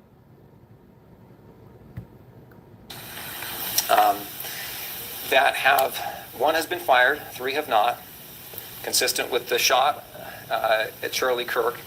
And all of these rounds are unique in that they have inscriptions on the brass. There's etchings on the brass with little political messages. Well, after the defendant turns himself in, right, there's a search warrant that's executed on his DNA house. on it? In that house, police find a Dremel tool, and they also find the same make and model of ammunition, Remington 30-06. And not only that, but one of these rounds has etching on it, consistent with the etchings on the rounds found in the rifle, right? The etching found at his house says test shot, right? So that's the second category of evidence, is the circumstantial evidence tying him to the murder weapon. The third category of evidence is confessions.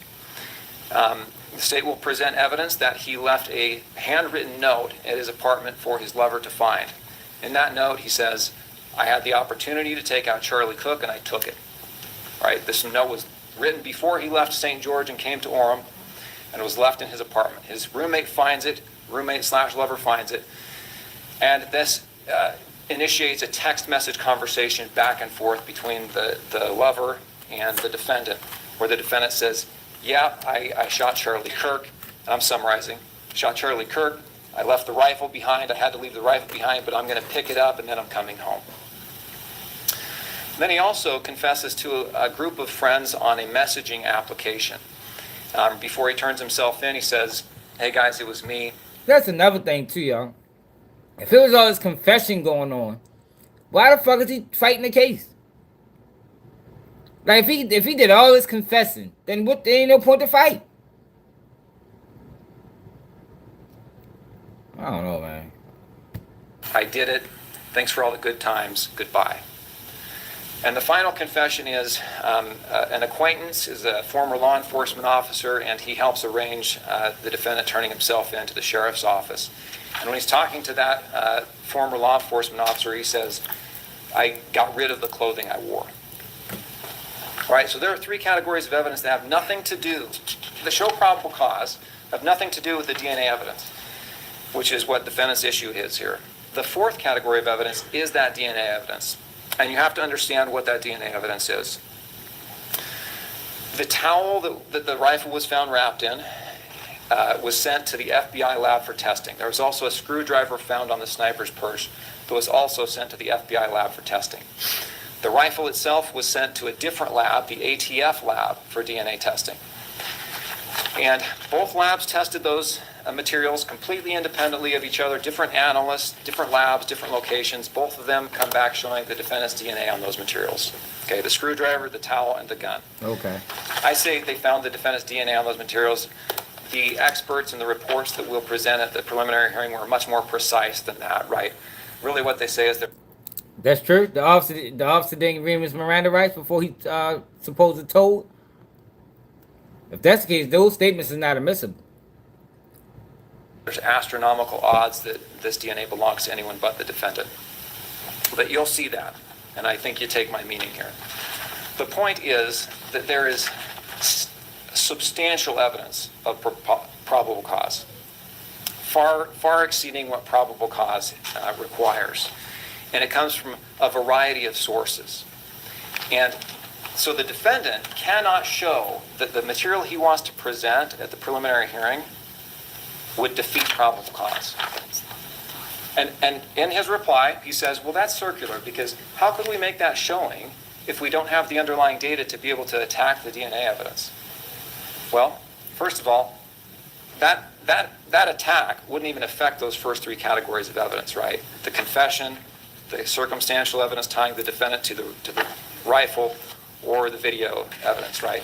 But even if they were to find some expert that would say both labs independently got this wrong, and even if they're to find that kind of expert, which I think is speculation and probably against the grain, but regardless, you take that assumption, it still wouldn't defeat probable cause, because at this stage the court doesn't weigh contrary evidence. Yeah, right? The standards are very clear. At this stage, because it's such an early stage with such a limited purpose, the court views all evidence in the light most favorable to the state. That's true. Right? That's State v. Virgin. That's true, man. That's why what Candace Owens said is not really accurate, because it's just not time for that, man. Like, we're not fighting the case right now. The stuff that the defense is asking for is stuff that need to be turned over before the case go to court, like real court, not hearings.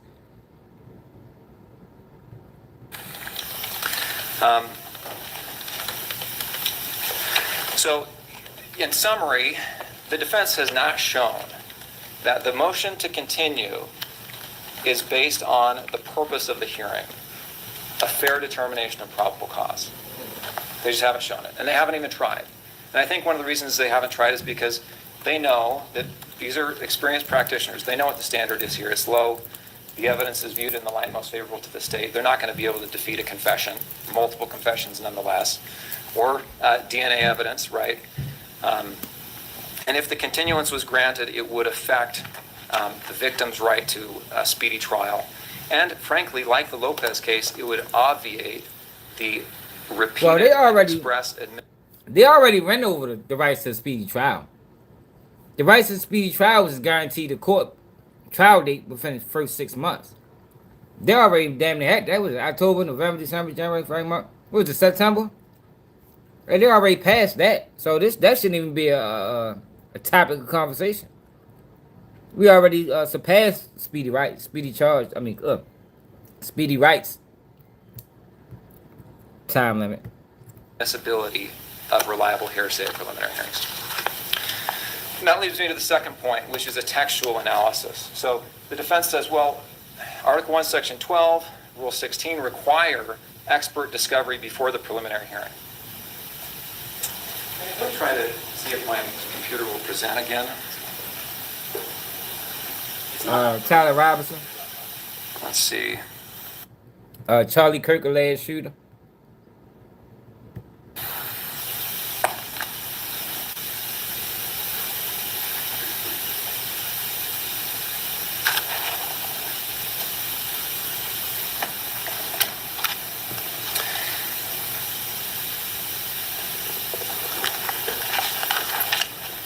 I'm showing us connected.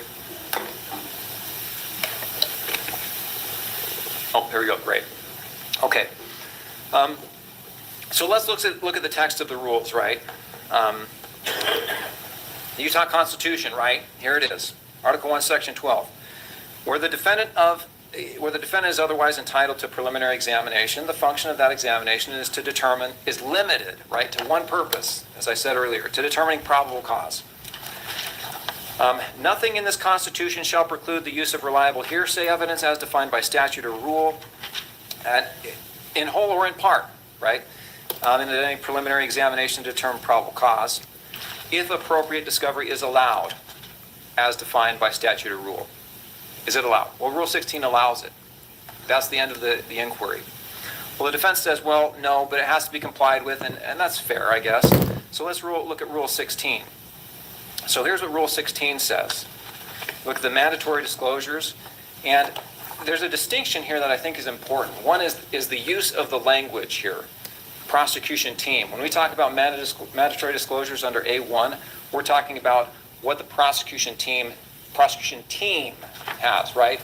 Prosecution team has been interpreted in case law to mean the prosecutor as well as the law enforcement people who are working on this case. But if you go down to the timing of mandatory disclosures, it's different language that's used here, right? And I've highlighted the portion that applies here. Rule on this? There it says, in every case, all material or information listed under paragraph A1 that is presently and reasonably available that the court can consider. 11 is a declaration from a prosecution witness. Exhibits that are in the binder, Exhibit A, it would be A1 through 12. You do solemnly swear that the testimony you are about to give now before the court will be the truth, the whole truth, and nothing but the truth, so help you God. I do. Thank you. Now you can sit up.